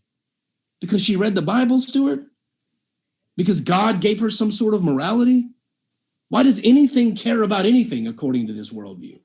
It's absurd. We clearly evolved love and compassion and kindness, and it takes God and the Bible to start undoing it.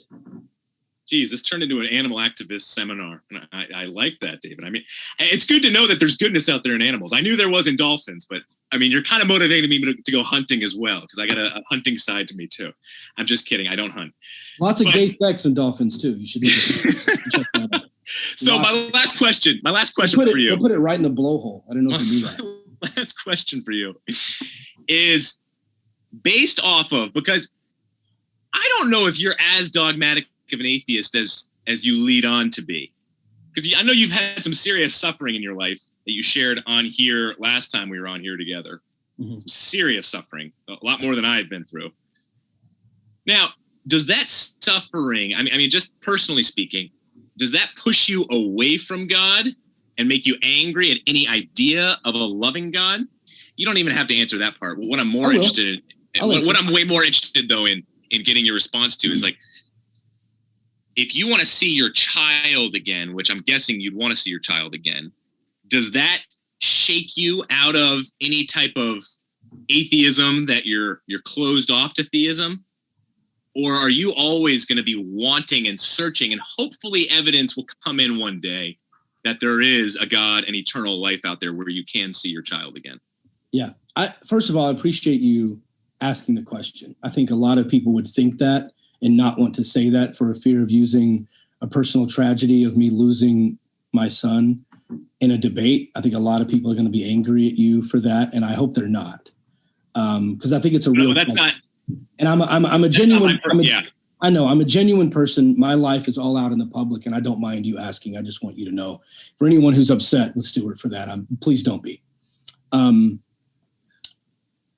want to be clear that a lot of this today has been like you saying, well, I don't like atheism, therefore it makes me feel better to believe in God. But what I want to happen, regardless of even if I did, has no bearing on the evidence itself. So even if I did answer in such a way that is, yes, I would love to see him again. Me wanting it to happen doesn't mean that I now suddenly believe the evidence. Either I believe it and it exists, or I don't believe it and it doesn't exist. But to answer your question, I'm completely indifferent to the concept at this point, Stuart. I don't, me losing my son just meant I lost my son. It didn't mean, God didn't play a role at all in that for me. There were a series of decisions that led up to his death. And it's unfortunate and it's sad that we lost him, but I never even considered God throughout that entire thing. It definitely doesn't push me away or pull me toward. This is something I talk about on a regular basis, but it had nothing to do, had no bearing whatsoever on my decision regarding God, because I follow the evidence where it leads. And sure, it would be great to have him again, but it would be great to have him here in my home. It would be great to meet him for dinner. To think that he would be existing right now in some other plane of existence, worshiping at the feet of a tyrant, would be heartbreaking to me. I would rather him live on in the memories of those of us who loved him than to be with a bent knee to a tyrant in heaven. I feel like that would be a little bit like him becoming a slave or some sort of minion or robot to a dictator. And I wouldn't want that for him at all. So I think non-existence from a moral perspective is actually morally superior than existing forever worshiping a tyrant, or existing forever in eternal hell because he didn't go to church or didn't believe the right things. So I'm at peace with him being gone. It's sad. I wish it wouldn't have happened, but it has no bearing whatsoever on how I value or evaluate, I should say, the evidence concerning any specific God that has been proposed. And my question was just desiring eternal life. I do not desire eternal life. Yeah, I do not desire eternal life. I think eternally living would be torture, even if it was in paradise. I don't want to go on living forever. Sounds terrible.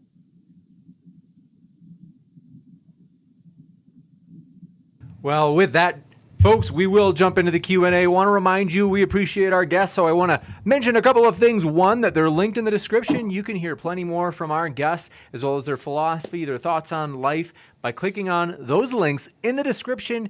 And that includes if you're listening via podcast. We put all of our guest links in the Modern Day Debate podcast description as well, so you can find them there. Last, want to encourage you folks. I want to give praise to the people who leave good comments. You could say ways in which, whether it be the live chat or the comments, they are attacking the argument instead of the person. We appreciate that more than you know, folks. And so we want to say thank you to the vast majority of you who do that. And we also want to say, folks, as a reminder, we want to discourage you from attacking the person, as we really do want to help each other, help me as well. If you ever see me do it, we want to encourage each other, help each other to get into the habit of attacking the arguments instead of the person. So with that, we're jumping into the Q&A. And thanks so much for your question. This one coming in from Azrakul, thanks very much, says, if God exists, is it not plausible that we are a forgotten creation? I have personally created and abandoned many projects. Yeah, if that's for me. That's right. Yeah, clearly. Yeah, there's certainly potential for that, for sure. I think that is in line in many ways with kind of the blind watchmaker, the understanding of deism, Thomas Jefferson's God, where the God is so aloof, so distant, it's ridiculous to think that he has us in mind whatsoever. But he'll create the universe. And so the suffering, it's kind of how we ended with David. You know, I wanted to hear more from his heart, because he's got an excellent heart, and I think he kind of hit on it, where the toughest issue for a Christian to answer, I think if any Christian is honest, is the suffering. Why God allows, and why do we feel like an abandoned project at times? The answer, though, is no, according to Scripture, obviously. We aren't abandoned, even though it feels at times like we are. Gotcha. And I think God's a no-call, no-show, and we should get a new one, and I would like to run for God. You got it. And a lot of responsibility there. I can handle it. This one coming in from Baron Von G says, this can be easily settled. There's no evidence for God nor evidence against God. Debate for thousands of years. No one wins. I don't know why these people watch, but we'll give you guys a chance to respond. Dave, you want to take a crack at that excellent question? I agree. This is stupid. I'll never do it again. You know what? This one coming in from Eddie Kroom says, David going to kill this. And they say that they're a Christian. You have a Christian fan out there, it sounds like. Thank you, Eddie. And then Baron Von G says, David C. Smalley, as a limited being, how can you say that existing forever after death could be positive or negative? It's just my opinion. With the knowledge that I do have, I think existing forever would be horrendous. And if you want to explore this is going to sound really bizarre, but there's a television show on Netflix called The Good Place. It's a comedy, it's a sitcom, but it does broach these topics in a really interesting way. What would it be like if each individual person had their own particular idea of heaven and they existed in this sort of collective environment where they saw their loved ones, interacted in an afterlife? How would you continue after 500 years or 1,000 years or 27 trillion years? At what point would you be like, I'm done. Like, I've done everything. I've done everything 1,000 times. I'm done with this. Then what? On year 27 trillion 5, what do you do that morning, right? It's an interesting thought experiment. I think everybody should go watch all 3 seasons of The Good Place. Not a sponsor, but a great idea and a great show. It's got Kristen Bell. It's fantastic. It's a fun thing to think about. Thank you very much. And Baron Von G strikes again, says, David C. Smalley, as a limited being, how can you say that existing forever after death could be positive or negative? That's exactly what they already asked. So, dear gosh, that was my fault. So sorry. I'm a little bit, it's been a long day. It's funny that you delivered it in the exact same way.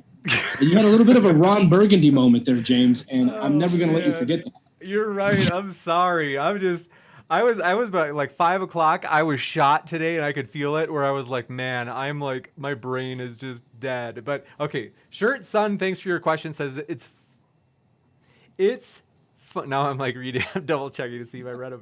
Shirt Sun says it's funny that he thinks faith or religion is bad. That's the intention of calling atheism a faith or religion, right?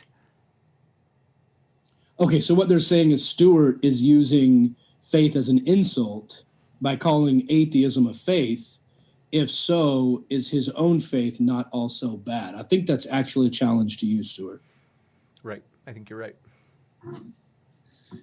David, that was beautifully restated. Can you restate the last part again? You said atheism was a faith as sort of an insult to atheism. Oh. So it seems like why do people on this show take things so personally? It seems like no. It seems like you're admitting that faith is inherently a bad thing by attacking atheism, by calling it faith. Therefore, you're kind of insulting yourself. It's one of those, if you point one finger, there are 3 pointing back at you. You're kind of showing your cards by going, ha ha, you have a faith. Yeah, you're a Christian. What do you say for that? So that dear person maybe is on their 4th or 5th drink or 6th or 7th, because it's not an insult whatsoever. It's not, you totally missed it. I'm not saying atheism is a faith. The little joke I made was, do you believe if it's a faith? And so I was connecting the believe and faith, but it's not to insult atheism. My larger point was that we all jump to certain conclusions about things. So even this discussion right now is a philosophical one, or debate right now is a philosophical one, where there are leaps of faith involved. We can't prove why we should go about seeking after human rights? I mean, how can you prove that? A question like human rights? No, there's evidence, and from David's perspective, he drew evidence out of evolution and saying this is what makes the most sense in terms of whether it be group mentality or look at these other animals and how they behave. So there's leaps of faith. Another leap of faith would be back to the suffering question. Like a faith position, an atheist would say to me, Stuart, a good God does not allow suffering. And the question back, even though it sounds callous, is, well, wait a second.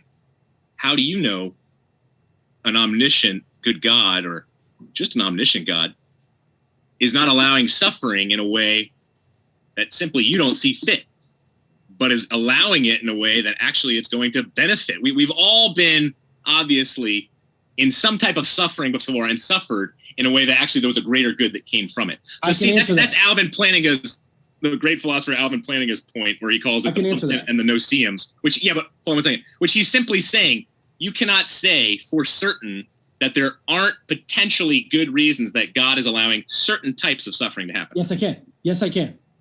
I can say that. He's wrong. Good luck. I have no problem with him being wrong. Are you ready? I'm going to blow your mind. You're blowing Alvin, the top Christian philosopher alive today. I'll do it. Got it. Go for it. Blow him away. Are you ready? Yep. It's because saying that God has a prerequisite to allow evil in order to accomplish something else is to say that he is not all powerful. Because if I need to change my oil, I have to use the little tool to get my oil filter off. Otherwise, I can't do it. So the tool is a prerequisite because I'm not all powerful. If I were all powerful, I would go mekalekahai mekahani ho, and the oil is changed. All right. So for you to say, God needs to make this evil happen. Let's say it's cancer in children, or a tornado of a church, or whatever wildfire that burns everything up in California. And you go, oh, what is the reason for this? God has a reason for the suffering. You mean God requires a tool to do something else? Then he is not all powerful, and he is not a God. You're limiting God's power. I agree with power by saying that he requires something. But again, you're totally missing it. But that's the illustration that I gave is not to indict God in that kind of way. No, the illustration is simply to say that God could have reasons for something we don't know about. That's Plantinga's point. It's not all that you just said right there. He's wrong. Which a lot of with is a decent point. I would disagree with that point too. But he's wrong. But no, that's Alvin's point. Alvin's wrong. We must move on. Baron Von G strikes again, says, "Oh, Stuart, just stop. It literally states right next to your name that you are a Christian. That means you believe everyone else goes to hell." Everyone else. I'm the only one who's going to go to heaven. You'll be lonely. I'm God, I guess. I'm the only one who's going to be in heaven, huh?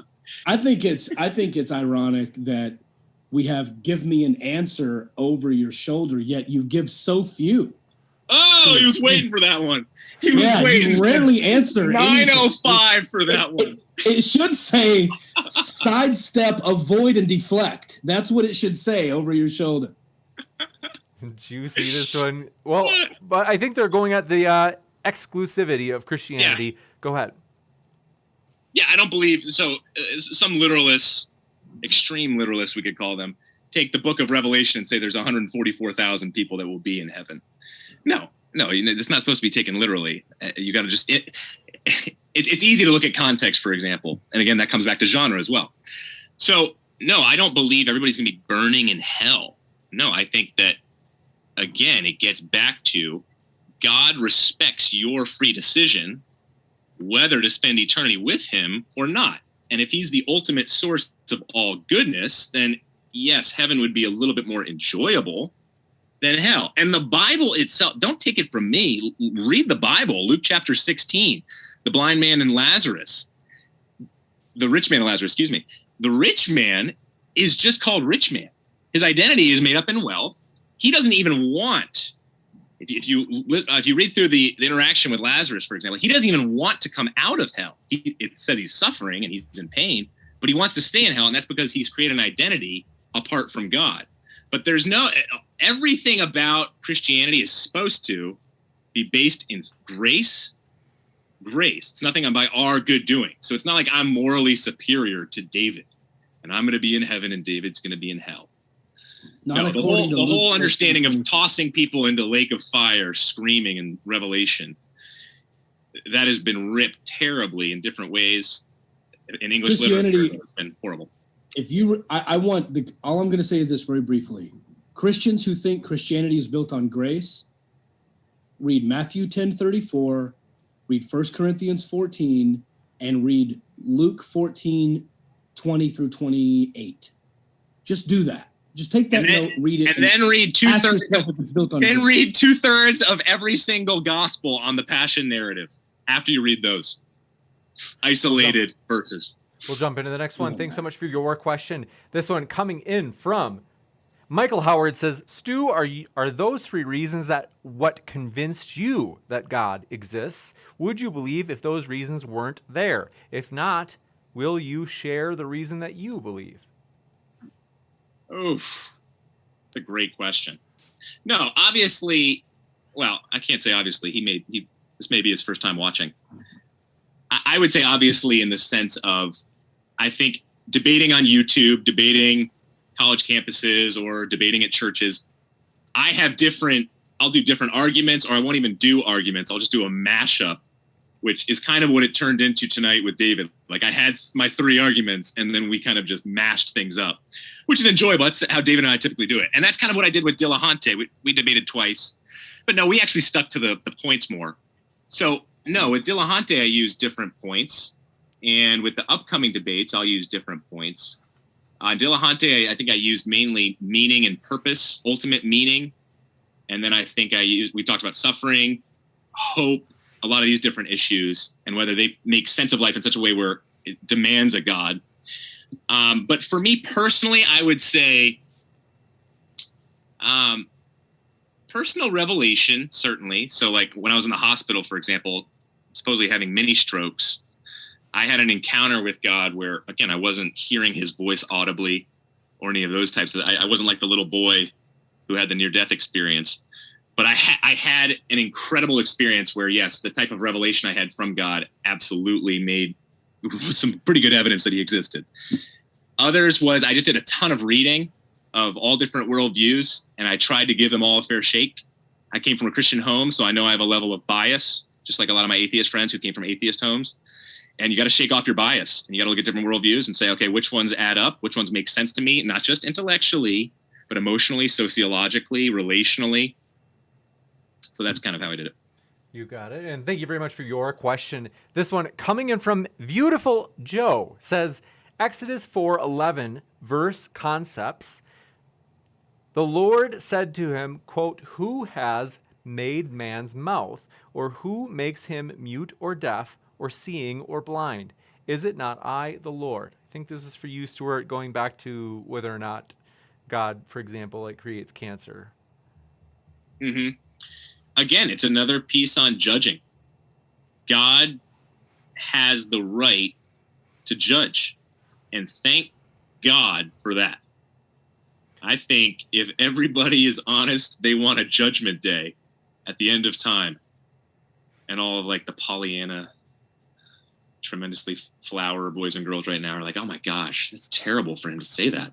But I think if you think about abuse, if you think about terrorism, if you think about any of the major atrocities and how people have been ripped off in this life, you want some type of justice. You don't just want the world to end and be like, well, I kind of got a fair shake here as my white 6'2" male in this wealthy suburban area. Life was okay. I don't really need a judgment day. I wasn't like, the slaves a couple hundred years ago. So Gotcha. That was a long-winded answer again. Yeah, we have a number of questions to get through, so we have to maybe keep them a little bit more short. Yeah. This one, well, thanks for your super sticker from both Rich Devman as well as Anti-Bigfoot Biased. Thanks so much for your support. Beautiful. Oh, we got this one. Poofy, thanks for your question, said, why wouldn't Stuart substantiate his personal claims with a real example of his own disagreements with God? Either mention the claim and substantiate, or don't mention the claim. Ooh. Like substantiate with subpoints? I mean, maybe just one even. You said that you disagreed with God. Back on you saying you disagreed with God. You then just talked about how God doesn't want you to do things that are part of your instinct, but you never gave an actual disagreement that you had with God, where you think something is right and what God did is wrong, or that God did something right that you think is wrong. You never clearly stated that you actually had a disagreement with God, yet you made the claim that you did. So they're saying either don't make the claim or substantiate your claim. So if that's where you were going, I missed that then. So I'm glad we're here. No, the closest I've ever come to disagreeing with God is actually some of the judgment in the Old Testament. Some of the times that God judges in the Old Testament, the Canaanites, sort of like, whoa, that's a little strong there. Yeah. Right, but you believe that he has a reason to make it good, so you don't disagree. Not to make it good. Hold on, now you're going back. Not to make it good.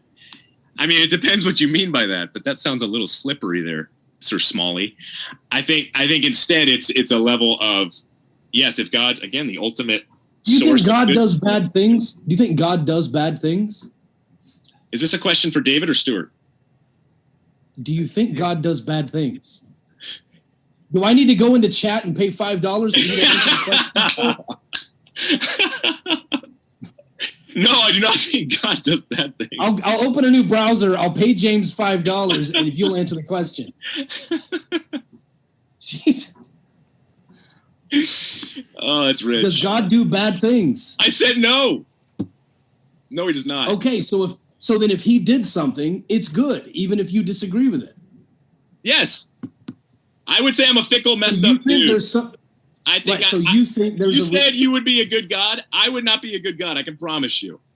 Hang around me for a day, David. I'm not very nice. I believe you, little Stewie. There you go. Gotcha. This next question from Matthew Steele says, Stuart, how do you justify altruism and integrity, as in a morally correct thing for its own sake, when you believe someone is always watching you? Yeah. Ooh. So Freud, again, back to Freud or others, would say we always have a watchdog that's going to push us to the superego in order to do good things. And there's going to be some type of coercion and manipulation, right? So for us, it could be, if there's no God, even if there is a God, actually, gossip, slander, the police, there's going to be different things that are going to deter us from doing bad. At least I hope so. Then you take God. Okay, God, it's a little bit bigger, because now you're talking eternal ramifications, and you're talking about there is always a one-to-one correlation with good and evil, punishment and reward. And so if the question, again, back to what he said, human rights, right? It was about integrity and altruism. Yeah, what about the two, though? How do you justify them if there's a God that's watching you? In other words, he's saying, like, doesn't it undermine the idea that there can be altruism or integrity because you're doing it for God instead? Right, exactly. And I would say that's not, I mean, that can be, just like Martin Luther was pegged for all of his writings were simply because of his fear to get out from underneath God's thumb and have eternal life. I think there always can be different forms of motives, but at the same time, no, if we grant God a God of all goodness and love who sent his son to die on the cross for our sins, the reason why human rights and the reason why equal rights for women spread from the Christian movement, read the book by the academic, I think his last name's Rampton, Shame and Sin, or Tom Holland's new bestseller. Look at where women's rights came from. Just check it out. Check out the Roman Empire. And so the purpose for human rights was Jesus Christ dying on the cross for us. The motive there is humility, not just fear of God to do this.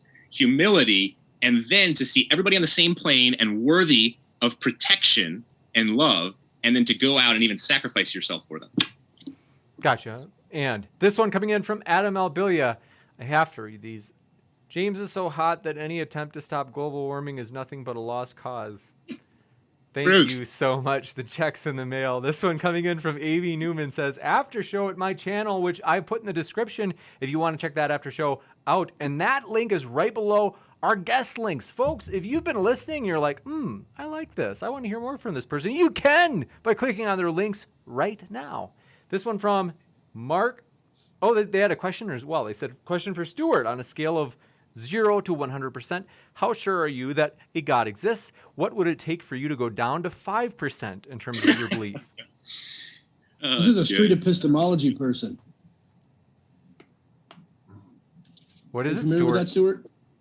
Street epistemology? Street epistemology, oh yeah, a little bit. But I would say, I mean, again, fide, when you get at faith, when you look at the book of Acts, it's more so trust. So if it was faith, just a type of mental assent and feeling, I don't know, like 90%, but it's obviously not that. Fide is connected to trust. That's what Christianity is based out of, trusting God and Jesus Christ. And so if you're going to ask that question of me and my wife, it's going to be a tough one to answer because I fully trust my wife, and yet there can be reasonable doubt, I guess, at times.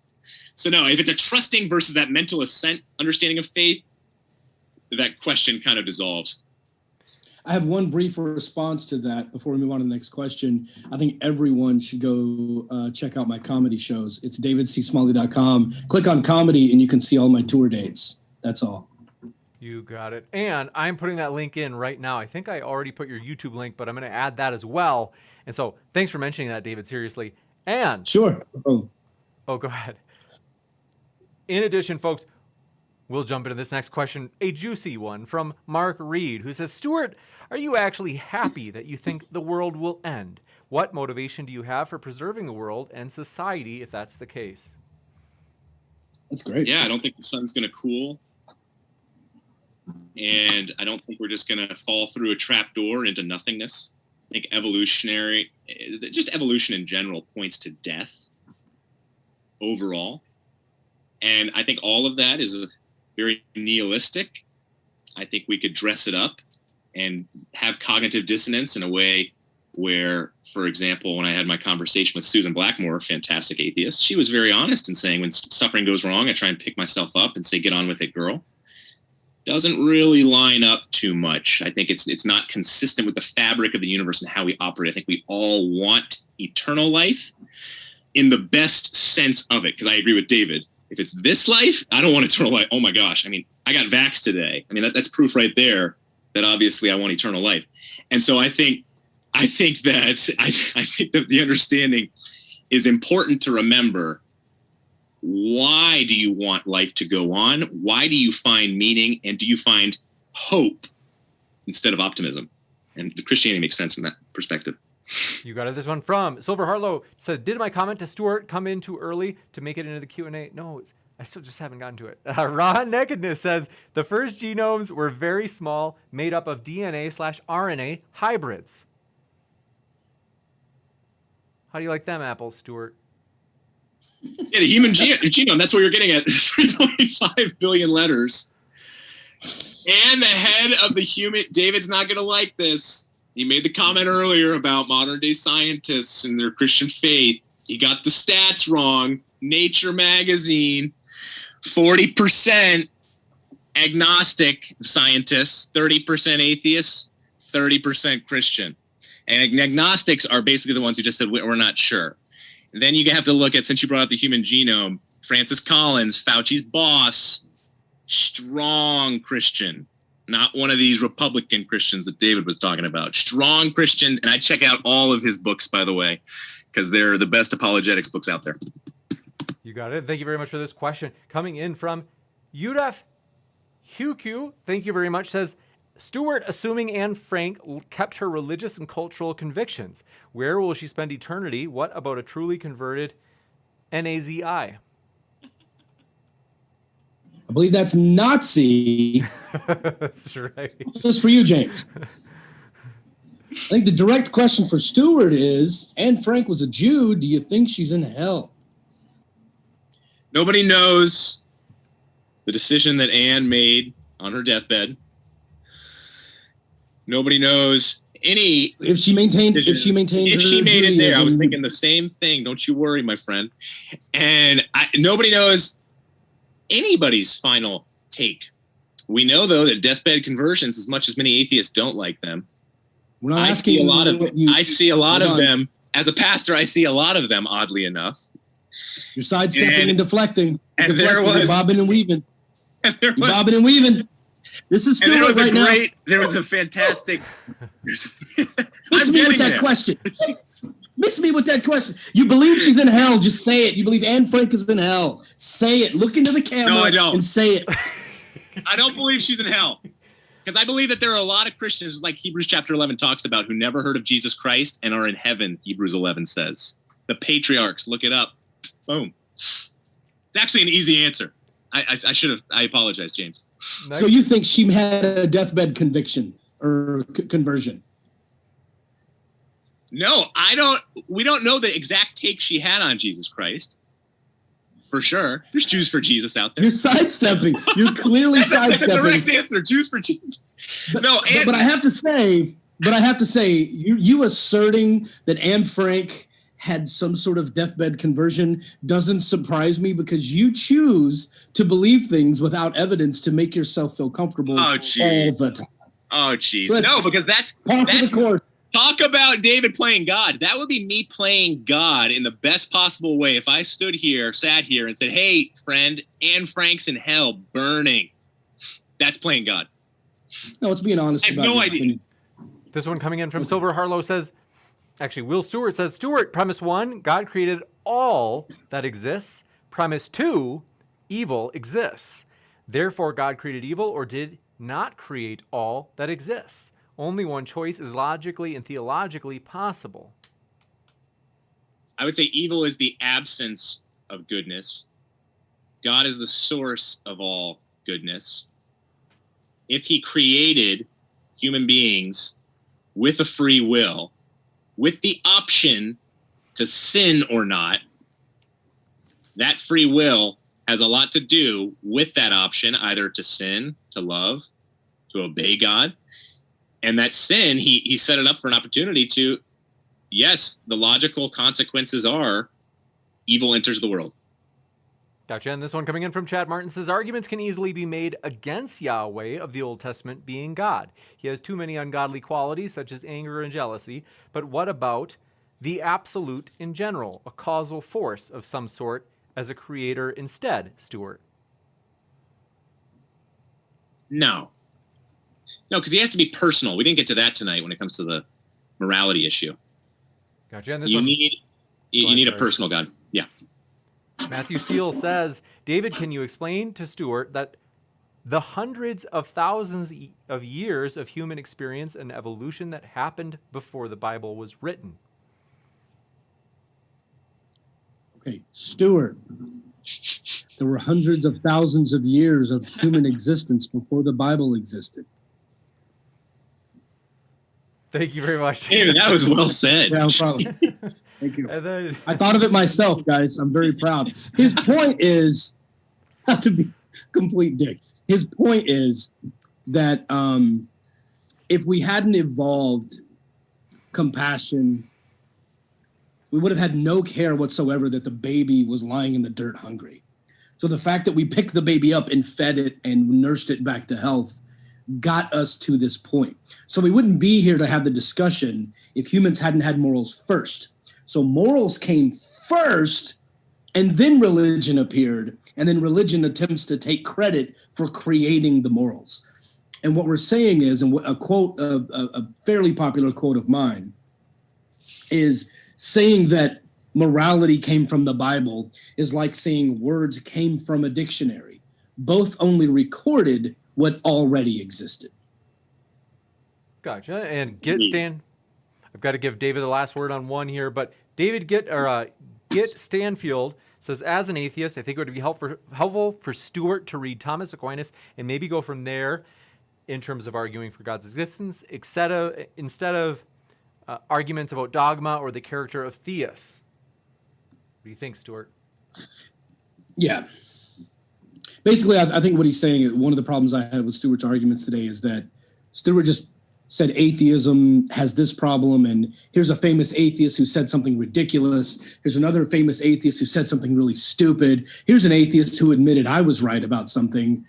I'm like, we're not all on the same team with a jersey, bro. Like we don't have the same logo on our heads like you guys. We don't wear the same chains. Like we don't consider ourselves in groups with other atheists. Like we may all meet up to dump on the Bible or have some kind of night out where we make fun of Christianity for fun, but we don't all ascribe to the same worldviews. There are homophobic atheists. There are racist atheists. There are atheists who believe in spirituality and that they can control rainbows and talk to the dead. There are atheist flat earthers. There are atheist Trump supporters. We don't all share this big common bond. The atheist is an answer to one single question.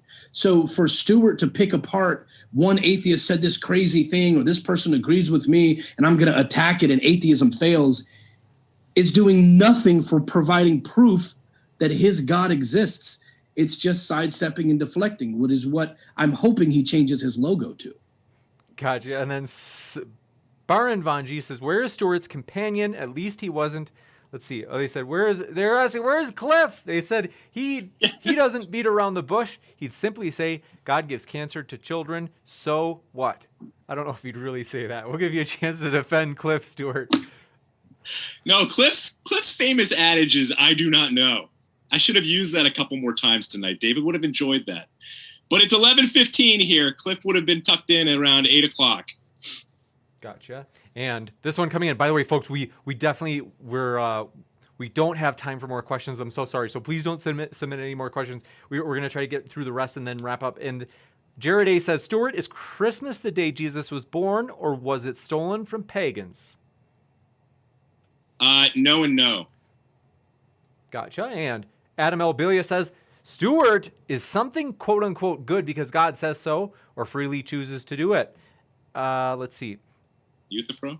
I think they say, or does God choose to do something because it's good by some objective yeah. Because he wills it. It's part of his very innate, his character, and he wills it. That's what comes out of it. Just to be clear, I mean, when you say that, let's see. I mean, those are two, I'm not trying to press you, but those are like, are those synonymous? What you're saying, namely because he wills it, or by contrast? I'm saying his character, so his character is good. It's all good. And when he wills something, that is good as well. So it's coming out of his character when he wills the good in all situations. Okay, and then this one coming in from Will Stewart says, David, the fact that the God of the Bible doesn't meet your human standards of right and wrong is not evidence that the God of the Bible is evil by his standard as a triomni God. Right. So then what you believe is that God created morality, gave me morality to understand good and bad, and then behaved in a way that is bad according to the scale he gave me, but attempts to convince me that he is in fact good in direct contradiction to his behaviors. So he gave me limited understanding of morality, but then behaved in a way that looks as though he is bad according to that scale. And you're blaming me? You got it. And this one coming God in is the problem. You got it. Experiments in prebiotic chemistry says morality works like anything else. Once you define what morality means, the definition becomes the objective standard. Who gets to decide what blue or red means? I think they're meaning like who gets to decide what morality is right or wrong. That's an entire 3-hour discussion on morality. That's huge. I don't know who that was for. I'm not sure either. But this one might clear it up. They say I can substitute any imaginary being in my head for quote unquote God, and the argument still works. Okay, so maybe it's for Stuart. So maybe they're saying, Stuart, if you just define it as being the case that, morality is objective and rooted in God, well, they're saying they can come up with any sort of deity they want, such as the flying spaghetti monster, to be the, you could say, standard for right and wrong. Yeah, if it's a mind outside of our plane of existence, so if it's a like I've said over and over, if it's a transcendent God, even if it's a spaghetti monster, that makes sense of objective morals more than if there is no God. Okay. But it doesn't make it's not evidence for the Christian God, just to be clear. Gotcha. And Brute Facts Podcast says, David, will you debate me in a friendly conversation on the same or similar topic? Yes. Juicy. And by the way, David's link is in the description already. I already had it in there. Like I said, little brain fog on my part, but yeah, folks, just so you know, you can go to davidcsmalley.com and click Be a Guest. And if you fill out the Be a Guest form, we always give Christians preferential scheduling. So we want to stack the show with people who disagree with me as opposed to people who agree. So go to davidcsmalley.com. If you're not going to buy comedy tickets, click on Be a Guest and we'll have you on the show. Juicy. And hey, tag us on the tweet. If you'd like, we'd love to retweet it and let people know about that conversation. So let's see. Baron Von G, thanks for your question, says, "Oh, Stuart, just answer this." It's always, "Oh, Stuart." "Oh, Stuart, will you go to hell if you say, will anyone go to hell if they say they don't believe that Jesus is the Son of God?" I already answered that one. No, even though you get that elsewhere in the New Testament, so Romans, I think, unless you believe in your heart, confess with your mouth. So you get that. But then you go right to Hebrews 11, Romans 2, but especially Hebrews 11, where there's going to be tons of people who have not said Jesus Christ, who are going to be in heaven. You got it. And then Made by Jim Bob says, "David, any argument against God's existence can be used against truth. Why do you have faith in truth without evidence?" That's such a bizarre, ambiguous question. I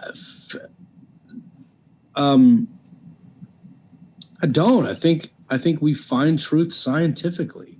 And I don't think any argument against God could be made against truth, because there are some truths that are empirically provable and falsifiable from a scientific perspective.